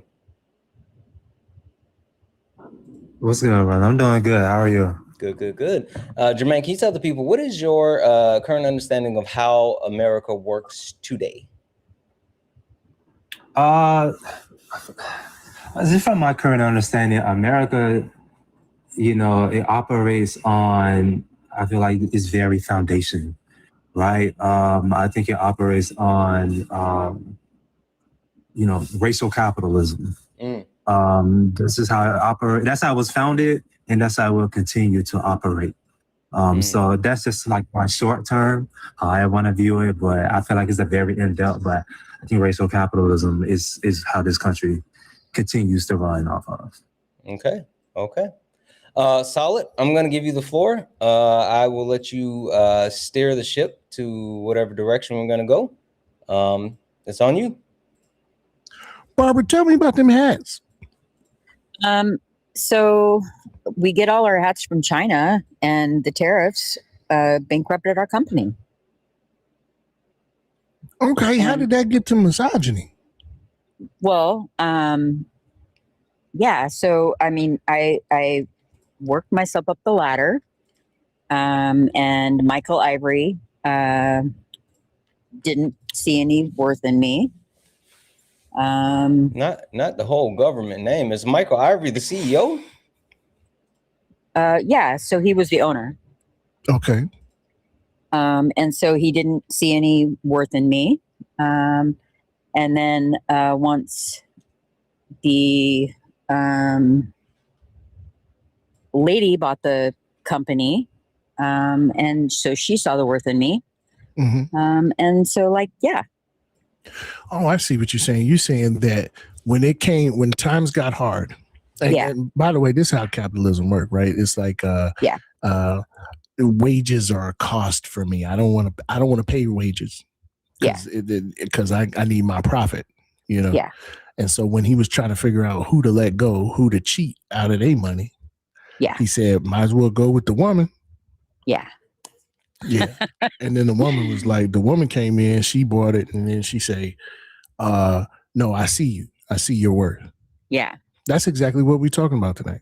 We're talking about structural and social hierarchies and the way bigotry works to maintain an impoverished class of people, like a vulnerable class of people that are supposed to be forever workers and forever underpaid and undervalued and stolen from workers. That's exactly that. And thank you for that. Jermaine. Yeah. Yes, what's up? Let me hold $5 till Wednesday. The person over on YouTube. We got someone on YouTube, so we got to get to them as well. Oh, Glory of the Void. No, okay. FYI. Okay, all right. Yeah, Jermaine. Yeah. Why you ain't call me for my birthday? I'm sorry. I'm sorry, man. I'm sorry. To be fair, it was the end of the school year, so for me, because I'm an educator, there's a lot be going on. Also, Jermaine, tell him don't be Aaron Grievous's here. What in the world? Don't let him play in your face. Jermaine, listen. No, because I know what he's gonna say. I know what he's gonna say. Oh, we just met. No, like that's an excuse. Jermaine, you let him play in your face. They gonna keep doing it. Jermaine, you let them shenan, they will shenan again. Don't do it. You let somebody shenan once. Now I know. Yeah. And I know what you're gonna say. Oh, we just met. I don't care. You were talking. What were you talking about earlier? I'm sorry. Can you refresh my mind? Yeah. I was talking about like racial capitalism, and I really I wanted to, we've been saying this recently. I don't think it's recent. It's in more and more common now, but I feel like the voting rights have been basically being gutted ever since 1965. It's been the passing of it, right? So I think now we're seeing more of it. And for me, I've come to the reality of just like the system, this power structure never wanted Black people to have voting rights. It never wanted Black people to have a seat at the table or representation at the table. And I think that they try to distract it with the legalities with the passing of the Voting Rights Act, right? And for me, I say, Jane Baldwin once said, don't pass the Voting Rights Act because we already have it in the 15th Amendment.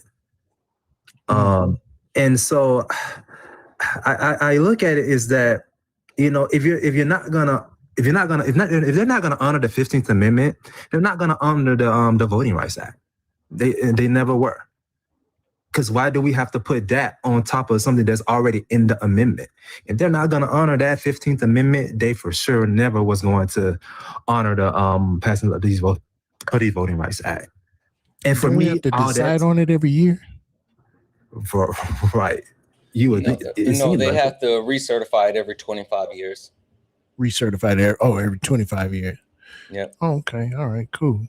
They say, listen, if this new batch can go to the ballot box.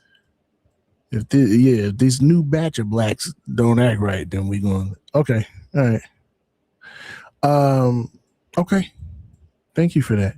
Who's the new guest? I need this. Glory of the Void TTV.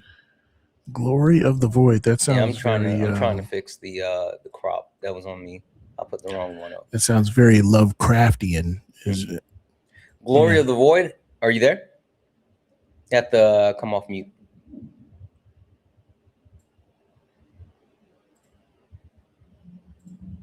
You're off mute now. Now you just have to speak.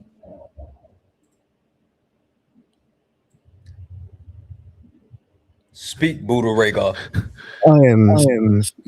You say you want reparations. Hold on. I think. Okay, go again. I think we just heard you. I'm so sorry. Am I sorry? Barely. Super soft. And super soft means super solid. Let me try that. Okay. How is this? Yeah.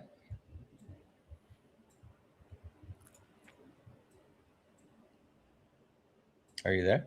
Yes, I am here. Can you hear me? Mm-hmm. Oh, perfect. Okay, excellent. I'm gonna call you. Can I call you Void? Absolutely. All right, Void. How are you this evening? I'm doing just fine. How about yourself? Wonderful, wonderful. Void, can you tell the people how does the how, in your opinion, how does America run today? I think America runs today as a byproduct, well, an intended byproduct of what happens when an entire society is built in the never having actually come to terms with a reckoning of a proper. We never really dealt with Reconstruction, right? We never had a like, oh yeah, the Civil War happened, and the people who were responsible for all that, who were trying to keep these systems of power that led to all the horrible things that happened prior to that and since then, were actually held to account, and that only seemed to propagate itself into a bit of a snowball effect to where it is today. Be that the excesses of capitalism, with people drowning in consumerist culture, with people having quick distractions to distract them from being able to think, oh hey, I'm so busy fighting about the little scraps of the table that I'm being fed for what little I can get my hands on, that I'm too busy to look up and see who is actually pulling the strings. That Yeah. I think that's kind of a good synopsis as well as of where we are. I think that the economic invisible hand has kind of finger banged us all, and now we're kind of in a tough position. Okay, solid. Now that we got that introduction, where do you want to go? I would like to hear from this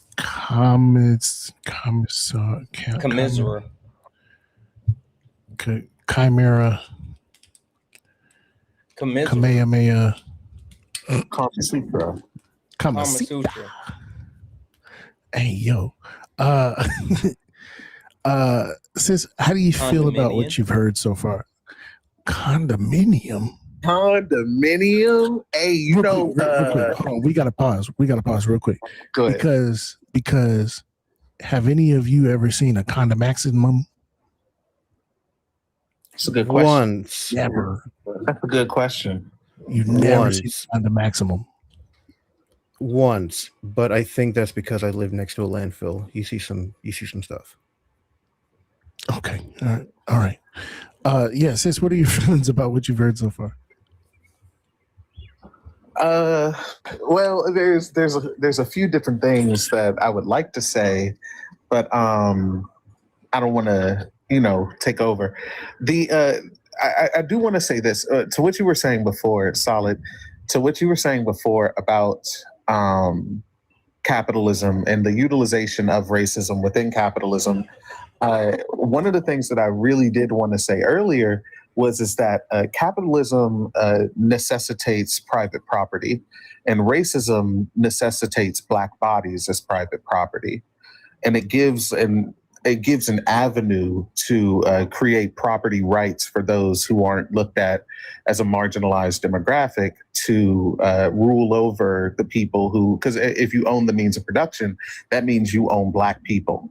If you own the means of, and same thing with other marginalized demographics, if you own the means of production, means you own women, and you are entitled to these things.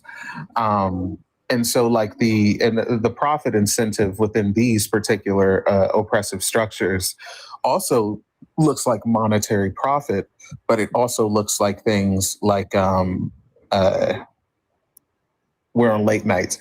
It also looks like things like, I'm just going to say this for educational purposes, sexual violence, the ability to take over a person's body, experimentation on a person, as we saw within slavery, or even with things like medical practices, whereas some Black people we still have a hard time getting vaccinated because we are afraid of things and even misinformation from things like the Tuskegee experiment, which a lot of people believe that they gave Black people syphilis. That's not true. They found a bunch of Black people who had syphilis, and then they pretended to give Black people a cure for syphilis. And they watched the effects of syphilis on the human body to do research on how syphilis would affect the human body. Really? That is what they did, which is actually worse. Yes, which is actually worse than actually infecting Black people with syphilis, because you purposefully sought out Black people who are looking for a cure to something and looking to get something that they could not afford. They were looking for Black people who could not afford medical care to get syphilis treatment, and promised them syphilis treatment, and then gave them fake syphilis treatment, and then watched as they slowly unalived. Literally, syphilis eats away at the mind, so they literally watch Black people literally lose our minds and go insane. But anyway, to wrap this up, these are the types of things. This is the type of profit that you see from the ownership of Black bodies within a racialized capitalistic structure. And I think you're solid. Your analogy of removing the flour out of a cake that has already been baked is pretty spot on. Yeah. And also Al Capone being the one to blow up off of the whole syphilis movement. You know what I'm saying? That's just more racism. Also, I think my analogy was better. Too soon? You said what? I thought my analogy was better. Yeah. What was your analogy? You can't take the stank out the sugar honey iced tea. If we were on Smart, I could say the word, and then it would be fun. Yeah, but people like cake more. Yeah, but think about it. You ever think about somebody trying to take the stank out of some shit, you know? I got a John in the bathroom right now. You'll never know. You'll never know. I be taking sneaky doo-doos all the time. Anyway, you ever stopped up the toilet so bad that never mind. Go ahead, Solid. Okay. All right. Yeah. So anyway, hey Josh. What's up? So I just want to say it was not my idea to have me, Solid, and Sean on the panel at the same time. This was not my idea. So whatever happens from here, I am not responsible. I am absolved. Y'all see how I'm over here chilling? It's literally his idea, though. Like, what are we doing? Okay, Josh, we okay. Do you have a good understanding of capitalism, Josh? Yeah, I've listened to you and Swan and Santana plenty of times to know about capitalism and how it functions in our society. Pretty much you have these people up on the top and that they're going to profit off individuals at the bottom. Mm-hmm. There's a concept there, Josh, and I'm glad that you said that. Right?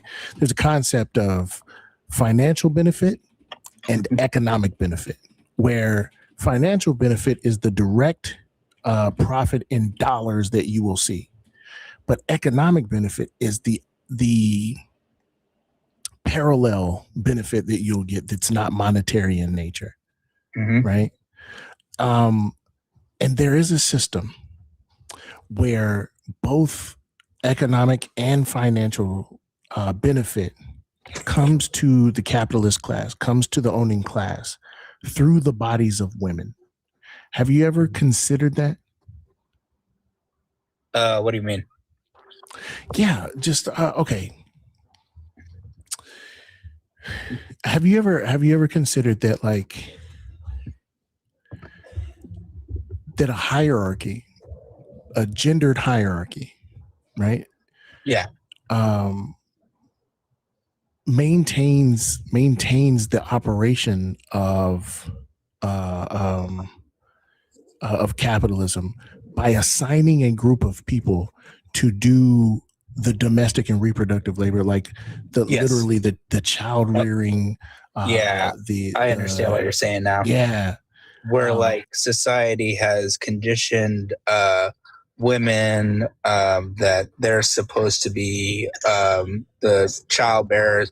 They're supposed to do cook, clean, and take care of the house. I hear this many times whenever I'm listening to basically people that are misogynistic, you know? Right. So the idea lately is the idea in the manosphere, which is incredibly fascist, right? Is that we are due for a return to like the 1950s, where the gender roles were much more clearly defined. You know what I mean? Women weren't it wasn't seen as a norm for women and femmes to be participatory in the workplace, right? And we're talking about like free childcare that's happening here. You know, Barb, you're welcome to chime in on this too, right? But the idea that the childcare industry is saturated with women. Hey, Barb, is there any way that you can turn the TV down or step into another room, please? Yeah. The idea that the childcare industry is saturated with women, except for in administrative positions, which is what? Anyway, sorry. I was just saying. Yeah. Yeah. I just want to know, like, has that played a part in how you move at all? Have you considered that when in your analysis of like how the world works? That is how the world works. Yeah. So I was literally just listening to Ari, not the Ari that's in here right now, but another content creator. And she was saying that I think it was Black women make 81 cents to the dollar per what a man makes, right, per hour. And this is how a lot of our society functions, right? Where we have men running things. Like I hear this a lot from mainly the Republican side, where they have this vision where the man is supposed to be in charge, you know, and they see kind of women as secondary. Now, I will say that I've actually experienced a little bit of the opposite. I was a swim instructor at a pool for a few years. And a lot of the clients would ask for a female instructor. Not because I couldn't do my job any different than they could, but they felt like a female instructor. A woman. Can we say a woman instructor? I'm sorry, a woman, yes. A woman instructor would be more fit to like teach. Well, not necessarily teach, but they felt more comfortable with the child. Okay. Hold tight for just a second. All right, Ari. Now go. You got to let him dig. You know that, Ari. Go ahead. Why do you think I kept it in the chat? Well, I'm just saying. All right, go ahead. Why do you think that is? Why do you think they felt more comfortable? Well, I believe it would be like the parents, how they felt that way. Mainly. Why? Not necessarily the child themselves, but the parents preferred a woman instructor. Why? I can't give a good answer to this, to be Who honest. commits most of the sexual assaults? What Men. gender? Men. Men. So if you recognize and look statistically who a child is more safer with, why do you now think the parents would rather a femme-presenting instructor? Especially when we're talking about children in bathing suits. Gotcha. Okay. That's not sexism. You didn't experience sexism. You received the response to sexist oppression towards femmes and children. Okay. I think the same thing applies to in the education field. Me as a teacher, it is a mostly women-dominated field, right? Well, I think really white women-dominated profession, and so it's very like I think Santana. I think it was you or Solid who said that if you look at it, you see that mostly there are women who are the teachers, right? But when you go into the administration role, the principal, assistant principal, or maybe just principal or superintendent of the district, it is majority men. That sounds really smart. I'm sure it's something I said at some point, so I'll just take it. It was definitely me. Yeah. My bad, Solid. But hey, I said both. I said both to try to get you both in there. We'll split it, Solid. It's okay. You take 50%. All right, we're good. I'm sorry. Go 60-40. But yeah, and I think also I think you see the response to it in the education field because we're talking about children here at the end of the day, right? And like it is a response, to men, in a way. I do believe that, for me, I navigate and I operate to make sure I don't, even though I mean well, but I make sure I don't put myself in a position, because all eyes are double eyes on me. Man, black man, education field, the spotlight is straight beaming on you. But yeah, I mean, you see the same dynamic in education field too as well.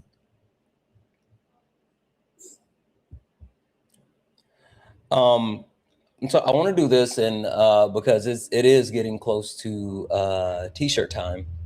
All right, Solid. It's past. Yeah, it is. Solid. Solid sheepy. Really? Solid, very sheepy. That makes no sense. Okay, so let's kind of land this here, and Void. I want to come back over to you for a second. Solid. Throughout the evening, we've talked about a lot of different systems, and we've talked about how these systems have. Let me just move this for a second. How these systems, how people are indoctrinated into bigotry, and then bigotry creates a free labor force. If you shot in the dark from what we've been talking about and how we actually live within these systems, what do you think the best first step would be to dismantling these systems, or do you think we need to dismantle them at all? It said season the means of production immediately, armed revolution. Stop it, Solid. Can't do none of that unless you got some theory up under you. I said Void, not Solid. Oh, Void. Oh, sorry. I was wondering why you was giving up the game. Now I got to come up with another question. No, let him cook. He's EP. Hey, No, boy, let, what do you let, do let him if cook. somebody try to stop revolution? If someone tries to stop a revolution, Yeah, if they try to stop liberation, what do you do? oh, if they try to stop liberation, ooh, can I You say pop up a face box the? with a stick and then you put some cheese under it. Okay, let me help you. Wait, you said can you say what? Can I tell them to face the wall? I don't. Mm.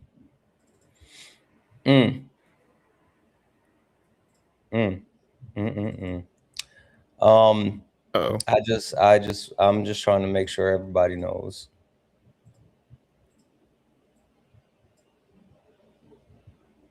As long as we're on the same page. Void, anything else that you want to add to the conversation for this evening? I've learned a lot. I got nothing to add. I'm just happy to absorb and to learn. So this has been incredibly informative. Shout out to I'm gonna be donating to the movie, y'all. So thank you. Yeah. Please and thank you. Please and thank you. I appreciate you coming up, Void. Of course. Josh, coming to you. What's up, Josh? I'm super happy that it seems like you've been really receptive, and it seems like you've been checking in and learning a lot, which makes me kind of giddy. So Right. the question I have for you is, where's your weakness in what we've been talking about this evening? Where's your blind spot? What have you heard that you're like, I don't know much about that, I need to go back and find out more?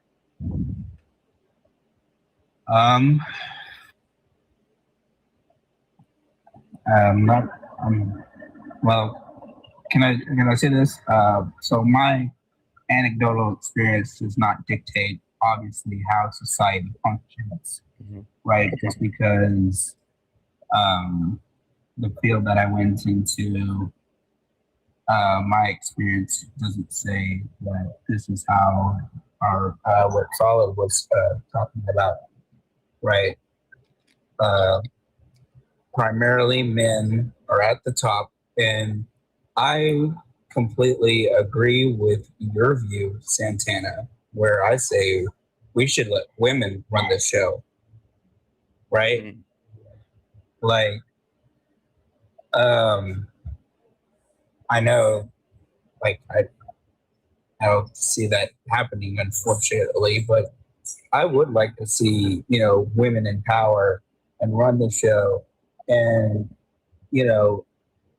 we have men that dictate not only how much women get paid, but they also want to dictate, what they can and cannot do with their bodies. And I don't agree with that. I think women should be more in control. Question for you, Josh. Yeah. What makes you think women want to take on the burden? I don't know. I can't give I can't speak, as a woman because I'm a man. I can't speak for women. Are there any women that you could possibly speak to, maybe even on the panel?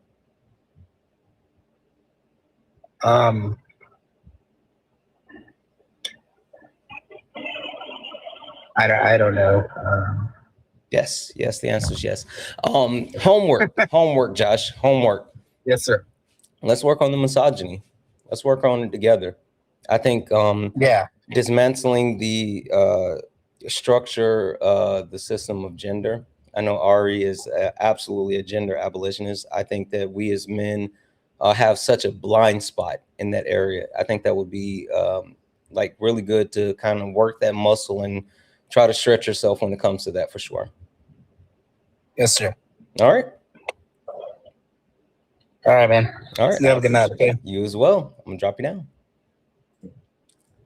Barb, coming to you. Yeah.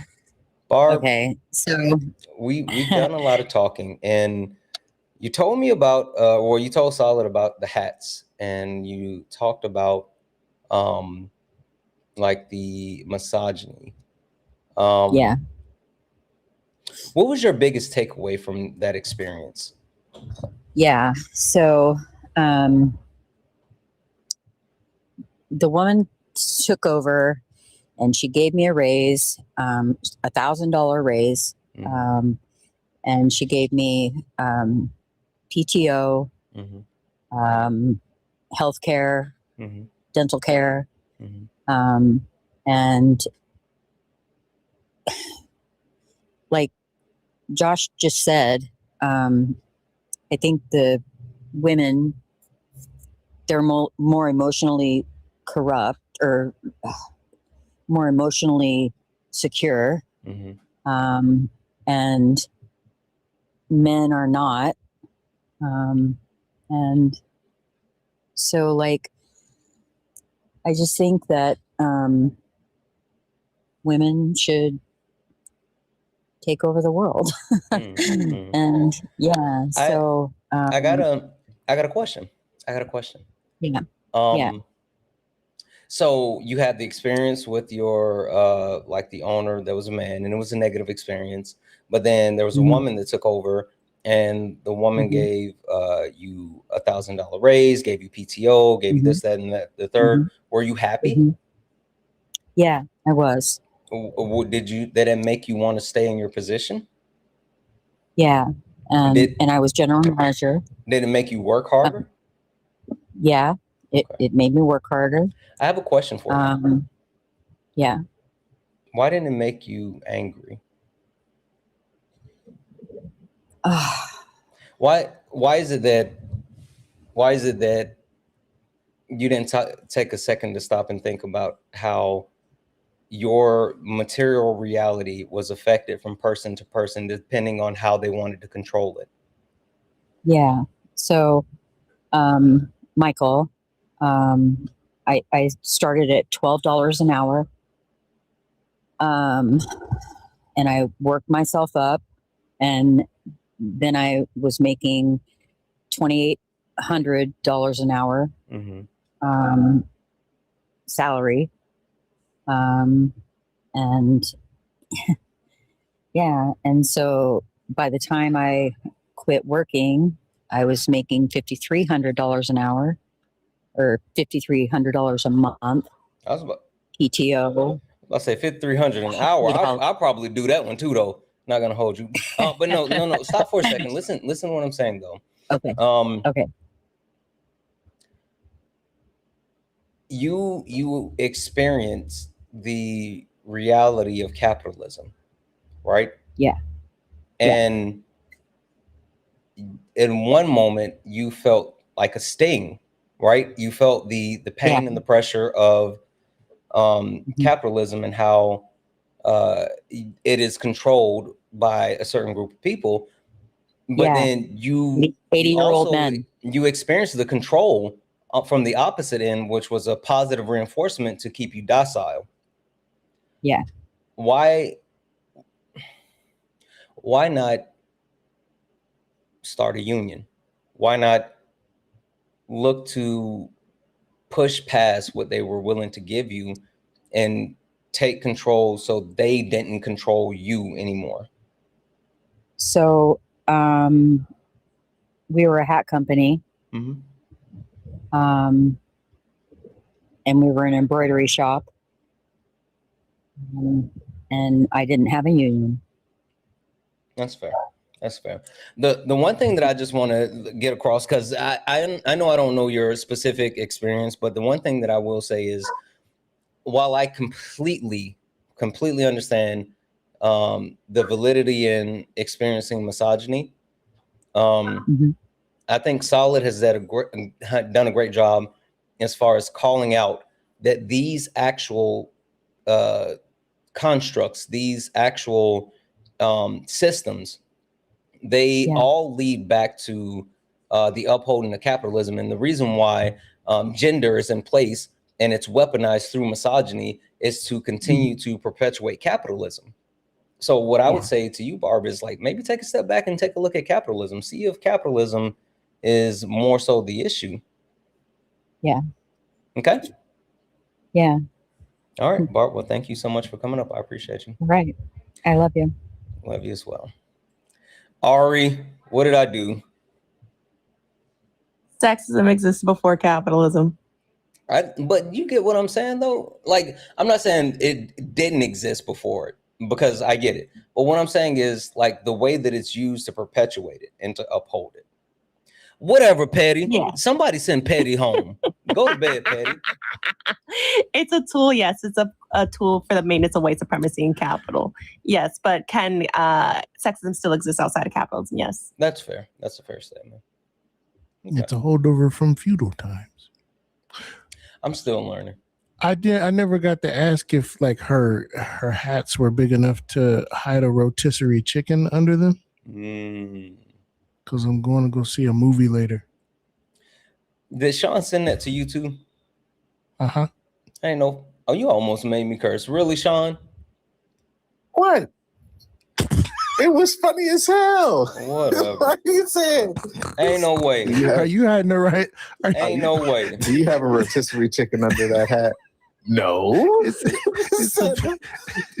the fact that he went directly to rotisserie chicken. Bro, and he said, I can see the grease dripping down your face. This is sweat. You don't perspire? Like, bro said. I was like, who's hiding that rotisserie chicken? Noah? That nigga said perspire. I called Petty from work today. I called Petty from work today. And the first thing I said to her was, I have a rotisserie chicken under my hat. Sorry. Okay, let's focus. Lock in, solid. Gee willikers. Jermaine,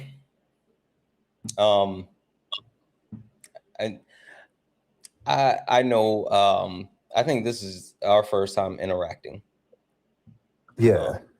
But usually I like to say the end for like a real black AWS time. So that's why I saved you up here, so you can have a black moment with us. Hey, are you from New Orleans? No, I'm from Atlanta. Really? Yeah. I thought I heard a little bayou when you were speaking. Nah, nobody. For real? How you hear that? Yeah, I am a Falcons fan, unfortunately. Listen, I ain't having the best of times myself. Oh, you a Saints fan, Santana? Who you root for? I'm from South Carolina. You a Panthers fan? That's kind of terrible. We won the NFC South. I thought that was Jacksonville. What about Jacksonville? They ain't got no Panthers in Jacksonville. No, that's a Jaguar. Oh, same thing. Racist. That's racism. That was racism. Why are you? Because the Panthers black? Solid? Because the Panthers black? Solid? I think we found a way for black people to be racist. Solid was racist just now. He did a racism. I did it. He did a racism. Petty, I'm gonna take your mod status away if you don't. Petty is wildin'. Ain't no way. What did Petty say? Oh, all right, calm down. Okay. Jermaine, anything else that you would like to add to the conversation that we've been having this evening? No, I mean, no, not really. I did just wanted to say, even like just when you talk about, capitalism, but also like, the patriarchy too as well, how they really go hand in hand. For me, I always try to navigate like the relationship that I have with my partner, and how I still have to shake off those patriarchal them demons, man. Like it's because I'm still a deconstruct. I feel we all deconstruct this forever. I feel like you're never not deconstruct, but I feel like you feel it even more, especially like me as a kid growing up and not being able to like. I didn't really start deconstructing really till maybe like 2019, honestly. So I'm still freshly new to this. right? And so yeah, I mean that's really it. Like I still catch myself like falling into that pit. But you know, I feel so well, you know, at least I'm more aware of it. But at the end of the day, for me, it's just kind of bare minimum. But yeah, that's really all I really have to have. Like, you know, still deconstructing, still politically educating myself. And also just kind of tapping into like, you know, I definitely got word of mouth that your lives are really great. And and you went super solid. So I had to come and tap in. I don't know who told you that lie. Man, they sold me a dream. Oh, man. Yeah. No, listen. But now you're a Panthers fan, so I take it back. How old are you, Jermaine? 33. You ever watch Mad TV? Yeah, yeah. You remember when it was like lowered expectations? Yeah. That's what you should have anytime you come into my life. Like literally. If you expect anything, then you're expecting too much. Yeah. Well, I appreciate that. Yeah. I do have some bops though. Solid. I got some bops, right? Yeah, man. Sean, did you hear the new song? Yeah. Some definite earworms. I have not heard the new song. You be harmonizing? Solid. Sean hadn't heard the new song. Oh, okay. Hey, look, y'all rock out. Y'all, I'm gonna sit back. I'm gonna enjoy it. Okay. Ari, should we? DJ D-Rec, play that track. Play that track. D-Rec. Yeah. I was gonna say spin that, but no cursing. Okay. All right. We'll play it real quick. Damn, Santana, where'd you find this? Gangsta Grill. Yeah, funny how it changed now. Same people that laughed at clips, studying the clips now. Everybody got opinions till the facts land. Everybody loud till they gotta take a stand. Every stream feel like somebody betting they pride. I seen fake scholars fold in real time. Now they screenshot takes, run around and remix it, and pull up thinking somehow they can fix it. Nah, you stepped in the wrong room, donut. This ain't rage bait, this pressure. Patriarchy, race, class, labor, healthcare. I don't do surface level, I peel layers. And every time they think they got me cornered, numbers go higher. Chat flyer mods working, crowd waiting. Somebody finna get cooked tonight. Welcome to the ring now. Yeah. You talk big till the facts come out. Slap nuts, sit down. Welcome to the ring now. Yeah. Got the whole chat screaming when the logic break down. Yeah. Welcome to the ring now. You ain't built for this smoke. Y'all slap nuts, ain't got milk for these oats. Donuts, so pipe down. Yeah, you might drown. You don't want war with the king right now. I don't debate for applause, I debate for the record. Every false claim get dissected and severed. You rehearsed outrage, I studied the structure. Difference between noise and somebody with substance. You quote tweets, I quote policy. You want moments, I want honesty. You want ego boost and virality. I want mutual aid and stronger communities. That's the difference between you and me. See the problem? Different type timing. You came for clips, I came for alignment. Capital this, socialism that. Half these dudes can't define what they yelling in caps. Talking about free market while wages collapse. I watch your pivot arrive, I make it visible live. But this ain't never gonna be a place where evidence dies. You came all the way to be Santana for internet rep, while the whole chat waiting to see who got checked. Next, welcome to the ring now. Yeah. You talk big till the facts come out. Slap nuts, sit down. Welcome to the ring now. Yeah. Got the whole chat screaming when the logic break down. Yeah. Welcome to the ring now. You ain't built for this smoke. Y'all slap nuts, ain't got milk for these oats. Donuts, so pipe down. Pipe down. You might drown. You don't want war with the king right now. Yeah.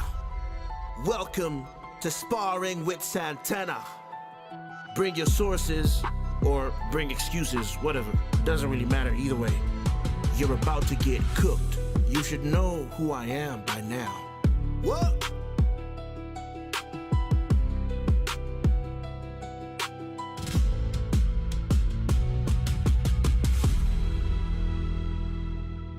What do you think? It's a very epic feel. I think it sounds like if Hercules Mulligan produced Dreams and Nightmares. Ain't no. I tell you what. I was about to say the fact that he got Chino XL to come out of retirement. I tell you what. I do mess with Hercules Mulligans. I do. You know what's funny? So I told the guy, I was like, listen, I said, I'm looking for like a dreams and nightmares type deal or first day out. And he was like, because he normally does like a lot of singing. He's like, I don't know if I can do that. He said, what if I do like a spoken word at the front and then like when the beat drops, go into it? I was like, yeah, do it. It's my jam. No, it was a banger though. It was undoubtedly a banger. But he was rapping before the percussion came in. Like he was on, you know what I'm saying? He was on. Right. Like if you were introduced at an event, and be like, hey, now we like to welcome our guest speaker, Santana, and then this song just pops on, and then I know everybody. Yeah, no. Face ass. Still late nights, even though we just played the sparring song. Hey, we were at we went to we had my wife's niece had graduation yesterday, and we went to like a family dinner. Tell me why the kids all broke out singing Hamilton at the table, Sean. Oh, which song? It don't matter. We gotta stop it. No. What is it? Remind you of my love. No. We legit have to stop for the bride, to the groom. Satisfied. Your sister always rewind. Y'all know Hamilton is cultural hegemony, correct? I remember that night. That night. Right. Feels like appropriation to me. I remember that night. Not Sean trying to take away Black joy right now. Yeah, it literally is. Like I absolutely. Y'all know that movie. You're not about to ruin this one. I absolutely have to. Nope. Absolutely have to. She loves that movie though. It's Y'all legit. That, right? Cultural. What hegemony. comes next? That's very funny. You've been freed. Do you have what it takes to lead? You're on your own. Awesome. Wow. It's the worst song in the entire show. Why do y'all keep singing it? My love. Worst song. Beautiful. Like it's but y'all do know it's cultural. Why are you singing it? Wait, Sean, seriously. How does a bastard orphan son of a whore and a Scotsman dropped in the middle of a forgotten spot in the Caribbean? Come on now. Come on, Sean. He sold slaves. That boy good. Hercules. I'm not joking. I'm not joking. Like y'all, the whole thing. Sean, you won't break my soul. You won't break my soul. Not you won't break my soul. You won't break my soul. That ain't even in the play. All right, we got to get out of here. All right, we got to wrap this up. All right, Ari or Jermaine, you first. You, LIFO. Yeah, LIFO. You first. I'm pretty sure you don't have. Do you have pluggables? A what? Do you do plugs? So I do plugs. Yeah. No, I don't do plugs. Yo, you gotta calm down, yo. This I got nice, plugs. bro. I'm just talking about pluggables. I don't know what y'all were talking about. I didn't say anything. All right, Jermaine, I appreciate it. I'm gonna drop you down, okay? All right, appreciate it. Y'all have a good night. As well. I don't know. I didn't do anything. All right, pluggables. Can we? Oh, never mind. Go ahead, Sean. I was gonna ask because we didn't. Well, I didn't get the chance, but never mind. Solid's tired. Never mind. Don't worry about it. Come earlier, Sean. You if that ain't the blackest every single day. No. Every single time you show up at the end, at the very end, every single time. I have a job. Okay, when I say my sister loves black people so much, you say, how much does she? You ready? Mm-hmm. My sister loves black people so much. How much does she? That she's committed to CPT, CP. Goddamn, I messed it up. Doggone it. Go to bed. Go to bed, Solid. Good night. Okay, Ari, pluggables. Yeah, I run a book club, and we have book club next weekend, not this weekend, next weekend. We'll be reviewing Black trans feminism. If you guys are interested in joining the book club, links are in the bio. It's a free Discord. I run book club in Discord so people can authentically engage in whichever capacity they want to. And also, you don't have to read the book to join book club. You can just join and listen to the conversation that we have around the book. And join in on the reading at your own pace. And it's a 21 plus Discord because of the violence of white supremacy. So there's that part. And then we also do free book giveaways during book club. And all you have to do to be put in the giveaway is come to book club. So it's a really cool, chill space for unpacking and reading and literacy and stuff like that. So there's that. And also I have the link in the bio for Solid's GoFundMe. So please check out. It's in Santana's, it's in Solid's, it's in mine, it's Swan, it's in Petty's. So check out for We're Not All Green. But that's it for me.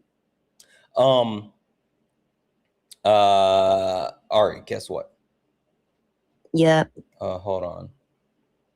1, 2, 3. Finished 4 books. W. Yeah. I keep gloating to Noah. I was like, I win. I've got Santana to read. Yeah, I finished. Actually, I'm finishing up. Well, I'm going to count this one anyway. I'm almost done with Wretched Earth. But then Solid gave me this this book, Bell Hooks, Teaching Community. And so I think I'm going to either do that. I really want to do Legacy of Ash, the history of the CIA. But that's like almost 22 hours. And I think I would want to save that for like a trip or something. Listen, if you want feminist books, because you didn't ask for any feminist books, I give you especially the ones you wanted. I have Why Women Have Better Sex Under Socialism. I know. I recommended that because I was going to sneak in some books on sexism a little bit, the best I could, but you were very specific about your ass. Well, I mean, like I felt like I'm, just trying to build a foundation. But then, so like, there's a couple of books that was on the list that they said we can't even get them here in the U.S. I was like, what? Okay. W. I'm gonna try to turn on my VPN and see if it'll download for me. Listen, if you can't get it that way, I know people. Okay. All right, Ari, I appreciate you coming up. Thank you for having me. Bye, guys. Sean, pluggables. Yeah, so keep an eye on me. I got some stuff coming up. I'm not gonna say what all it is, but I got some stuff coming up. Sound real sketchy. Hey, sure, absolutely. But keep an eye on me. I got some stuff coming up with some people, and I'm gonna be. I've been working on a few different things. So just keep an eye on me. Yeah. Fuck me or mess with me. Sorry. My bad. I be forgetting. I do be. You're the only one. Literally the only one. Literally the only one. I'm not the only one. I'm not the only one. That's every single time. But I would enjoy to be able to talk shop about capitalism and the issues of capitalism. I'll make a deal. Show up on time tomorrow. I'll let you do it. I can't show up when you go on live when I'm at work, Santana. Now. Yeah, no. What am I supposed to do? Tell the truth, shame the devil. I'm dead serious. I'll be at work now when you go live. I'm so serious. If I was doing something else, I'd say I was doing No, I was just messing with you. What time would you show up? Around the same time I showed up tonight. I get off of work at 10:30 ET. 10:30 p.m. ET. You got to run that past Solid. Let's see what Solid says, because we got to bring it home tomorrow. Whenever you show up, that's when you're there. You feel me? Not Jason calling it letting capitalism get in the way. See, that's why we need to have a late nights about capitalism. Yeah, Sean. So we can explain that nobody who lives under capitalism is free from capitalism. You said a whole lot. All I was gonna do is tell Jason, yeah, nigga. Absolutely. Yeah. Show up. What? So what? Show up. Listen. I was right over there. I ain't gonna hold you. All right. I was Sean. up in there capitalism and all right, thank you. Right. Sorry, Mama Jones. We love you. Yeah. Have a good night. Let me say this really quick, Solid. So it looks like as of right now, this evening, directly to the GoFundMe, we have $331 for the stream.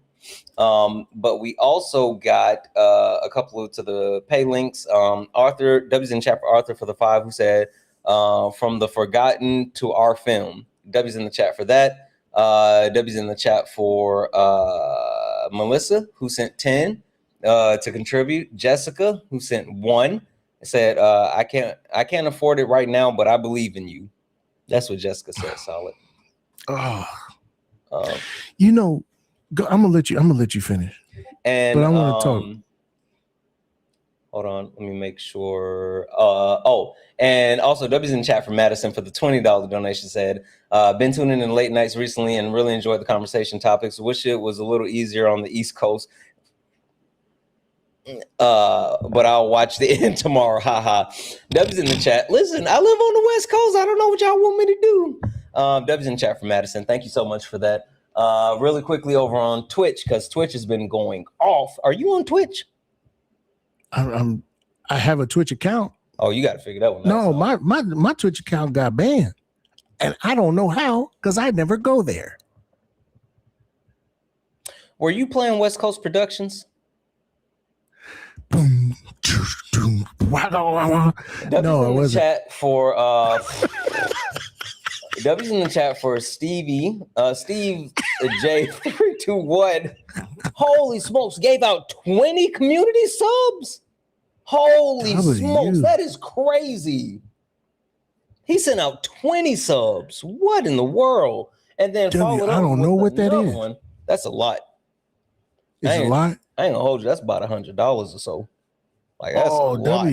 That's a lot. Wow. W's in the chat because he followed up with another one, gifted one more sub to Witty Kitty. W's in the chat for Manders for resubscribing. For 4 months. Manders said 4 months has been amazing. W's in the chat for One Mighty Pen who gave out 5 subs. I'm telling you, Twitch snaps. Twitch snaps. Literally. W's in the chat for Steve, who sent another 5 subs. What in the world? Dang, Steve. W's in the chat for Lana for the 1,000 bits. W's in the chat for One Mighty Pen sent out 5 subs. I'm telling you, they be competing, Solid. They literally be competing. Y'all. W's in the chat for Steve, who sent another 5 subs. W's in the chat for Manders, who sent 20 bits. W's in the chat for One Mighty Pen, who sent 5 subs. W's in the chat for One Mighty Pen, who sent 2 subs. W's in the chat for One Mighty Pen, who sent 1 cheer. Can you share the links? What links? Hold on. I put it in the chat. What links? What links? I missed. What links did I miss? Oh, he went to bed. Dang it. Remind me tomorrow, Twitch, and I'll give him a shout out. What links are you guys talking about? Because I know they put Solid's link over on Twitch. Were y'all talking about the link for? Oh, okay. Reaper got it. Okay, yeah. They wanted to make sure they had your links over on Twitch. All right, that's it. Solid. Oh, FYI. So as of right now, and I'm waiting because people don't necessarily follow instructions, but whatever. But I got 26 so far. Then I'm going to be adding to the GoFundMe. If I'm just going to hold off just in case anybody else send more. So. I'm gonna tell y'all something, man. No matter what happens, watching y'all believe in me is incredible. I need y'all to understand something, okay? There were things, and I'm not content warning, trigger warning. All right. There were things that I did overseas that, in my mind, tainted me as a human being. I wish I could convey to you the severity at which I felt like I wasn't human, and not in a good way, not in a cool way, like Lil Wayne says he's a Martian and stuff, like a monster. And I'm not saying that to be hyperbolic. I'm not saying that to be cliche. Literally feeling like there was a stain on me that everyone could see. I felt like I wasn't good enough for society. Like I wasn't good enough for my family. I wasn't good enough for, right? Because of the things that I did overseas.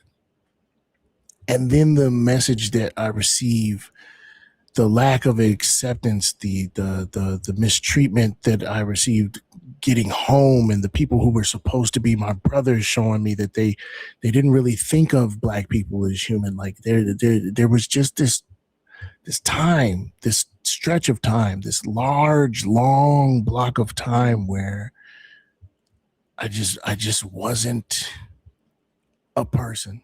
I just wasn't functioning. I wasn't moving. You know what I'm saying? Rapid weight gain because I wouldn't leave my bed. There was a dent in my mattress, a crater, because it never even felt safe to leave my bed, to leave my home. And like these cries of like, Dad, why won't you spend time with us? Hubby, why won't you spend time with us? You know, why? We need you. And I didn't know if there was a point, and it's not even like it was something I could control. I didn't even know if I could, you know what I'm saying? I didn't even know if I could come back. And,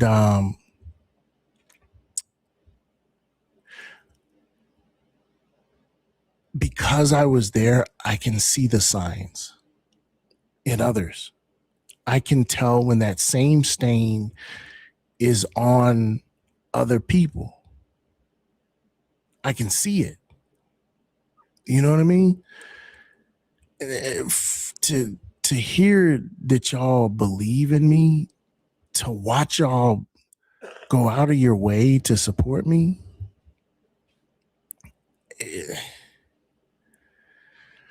I feel like I could move a building with my bare hands, you know, and I think that's just amazing. I want to pass on your love. I want to pass on your support to these soldiers. I want them to have what you've given me. I want their voices to be heard. Again, there's some pre-work on the Ubity Tubity over on YouTube. If you go and you watch my interview with Major Jermaine Hampton, okay, an amazing man. Like I love that guy, man. I just want you to watch us sit and talk for a little while. I've got another recording session this Saturday with another soldier that I think you all are gonna get a big kick out of. Because he's one of the funniest guys I've ever known. Like when you're in turmoil, when you're like living in hell, you look for these little rays of sunshine, these little laughs that you can get, these silly, absurd moments. And fully the guy that I'm about to interview, he's one of those. And so y'all, we're pushing for 25K. We're at about what is it, 12K? Where are we at? 10 as of right now, 10,541. 10,541. I don't like the way you said we're pushing for 25K. No. We're going to get 25K. We're gonna hit 25K. Listen, by hook or crook, we'll get it and get it out the mud. Listen, I done robbed somebody before, you know what I'm saying? Ski mask, got a shiesty. Shiesty out the closet, you know what I'm saying? Hey, solid. Blow bricks. the dust off. Huh? All white, you know bricks. All white bricks. 10 white bricks. I used to pay Kobe. Now I pay LeBron. No, seriously, we're gonna do it. Like I don't think you really understand how hell bent I actually am on this. So we're gonna do it. I appreciate that, man. I really do. I need y'all to understand that, like, this story, the stories I need my brothers to be able to tell. You know what I mean? It's just, you have these people who are plucked, who are targeted because of their position, because they're expendable, who defied everything to survive. I ain't gonna tell you. I'm not gonna hold you. And I don't know why this makes me feel like I'm gonna get in trouble, but we weren't supposed to come home. That's gonna be contrary to every story that's told. But I know, because I was a combat medic, because I watched, we weren't supposed to come home. And these dudes, they dealt with everything that war has to offer, everything that imperialism has to offer, and the added layer of racism. You know what I'm saying? And so I'm like, this is just, to me right now, you know what I'm saying? My children are the most important thing I've ever done. Being there, like, I'm gonna wrap it up. I promise I'm not gonna yap too much longer, right? When I was in the middle of this fog, Yaya is my youngest girl. When I was in the middle, I call her my lighthouse, because I was in the middle of this fog and I had no idea what was going to happen. I had no idea where I was going to go, what I was going to do, like how I was going to recover. And when I lost respiratory therapy, when I got out of the Army, I didn't even have, like, literally the saving baby lives. I used to work as a respiratory therapist in the neonatal ICU, right? And so literally that was what was keeping me going. And then nothing. I had no purpose, no job, no nothing, except for Yaya. Yaya was this little baby that all she knew is dad is fun to climb on. And all I knew was that, like, my purpose, I'm here to be her dad. I'm here to be her dad. And I went through, like, this PTSD program and this racial trauma program with the VA. And what I got from there, I want to just give, like, the release, everything that I got. I want to be able to give it to my brothers. And I want y'all to come with me while we do that. You know what I mean? It's important. It's so important to me, y'all. But thank you. Everybody who's donated, everybody who's gonna donate, everybody who wants to donate, yo, thank you. Like, from the bottom of my heart. You have no idea.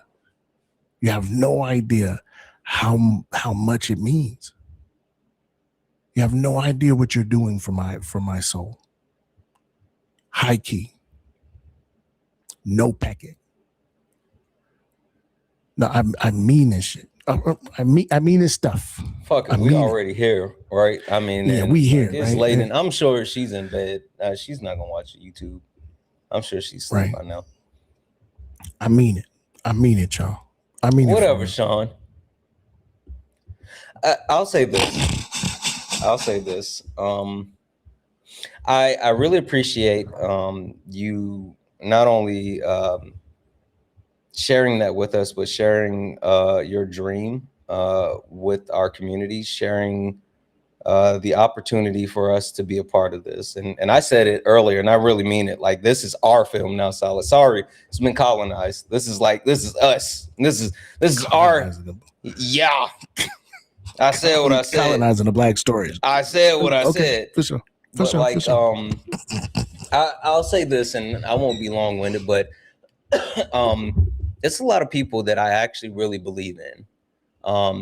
And I believe in you. I believe in what you're doing. I believe in Ari. I believe in Swan. I believe in Sean. That's why I bug all of you to come up and talk about, like, the things that you guys are doing whenever, like, there's hundreds of thousands of people listening. Because I think, like, the things that you guys are doing is super important. And I really believe in all of you. And so I want everybody else to get an opportunity to believe in you guys too, because I feel like if they hear your voice, and then like they're there. I feel like that's the only thing missing is just the chance for people to hear you guys. And so you doing this with me this week has been absolutely awesome. It's been a lot of fun. I've learned a lot, and I'm just hoping that we can keep like driving this entire thing, and we're gonna get it done. Like, again, it's our movie now. Mama, we made it. This is gonna be our movie. So not only that, but I'm vindicated because grassroots means that I'm right about community. Mm-hmm. My favorite line in that new sparring is he said, I want mutual aid and community and stronger community. I love that bar. Yeah. Straight up. Anyway, anything else for the people? All power to all the people, except for Ralph. Do something good for your neighbor. Ubuntu, Viva la raza. Throw more bricks. I appreciate y'all. Appreciate you, Santana. Bricks. Appreciate you, Solid. Throw more bricks. White tan bricks. All white bricks. Just hit a lick. So throw more bricks. Bricks. All right, guys. We're going to get out of here.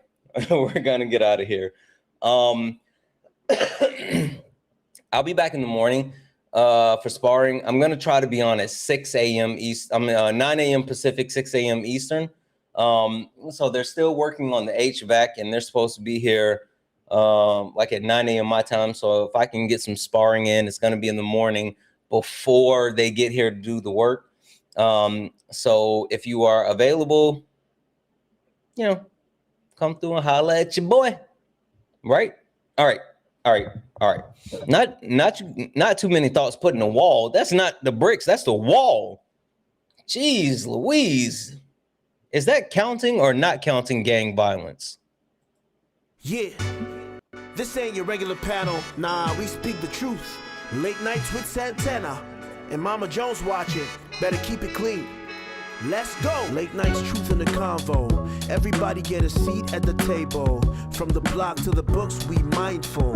No screaming, just dreams in the Bible. One mic, one voice, we build bridges from the heart of the hood to the world's big issues. Politics, pay, different cultures. But the real ones listen before they rebuttal. Late nights with Santana. Yeah, Mama Jones watching, so keep it grown. Ain't about flexing, this a purpose zone. Santana hold it steady when it might get hot. But we ain't here to fight, we here to connect the dots. Yeah, late nights with Santana. Hey, that was in the chat for the chat. Guys, this is a good night. I thoroughly enjoyed this. The one call out that I want to make sure that people understand is this is 101. Kay and I kind of talked about this when we were like thinking about how we're gonna roll this out, because the wealth of knowledge that Solid has, it's kind of like we had to put training wheels on a motorcycle. So tomorrow is the last night for late nights of this, but it's just the beginning of the learning, right? So there's more to come. Just because we get through this week does not mean that this is it. So there's so much more to come. So lock in, tune in. We're gonna keep going. It's gonna be amazing. I appreciate you guys for hanging out with me this evening. Thank you guys. Thank you for all the gifts, the taps, the likes, the shares.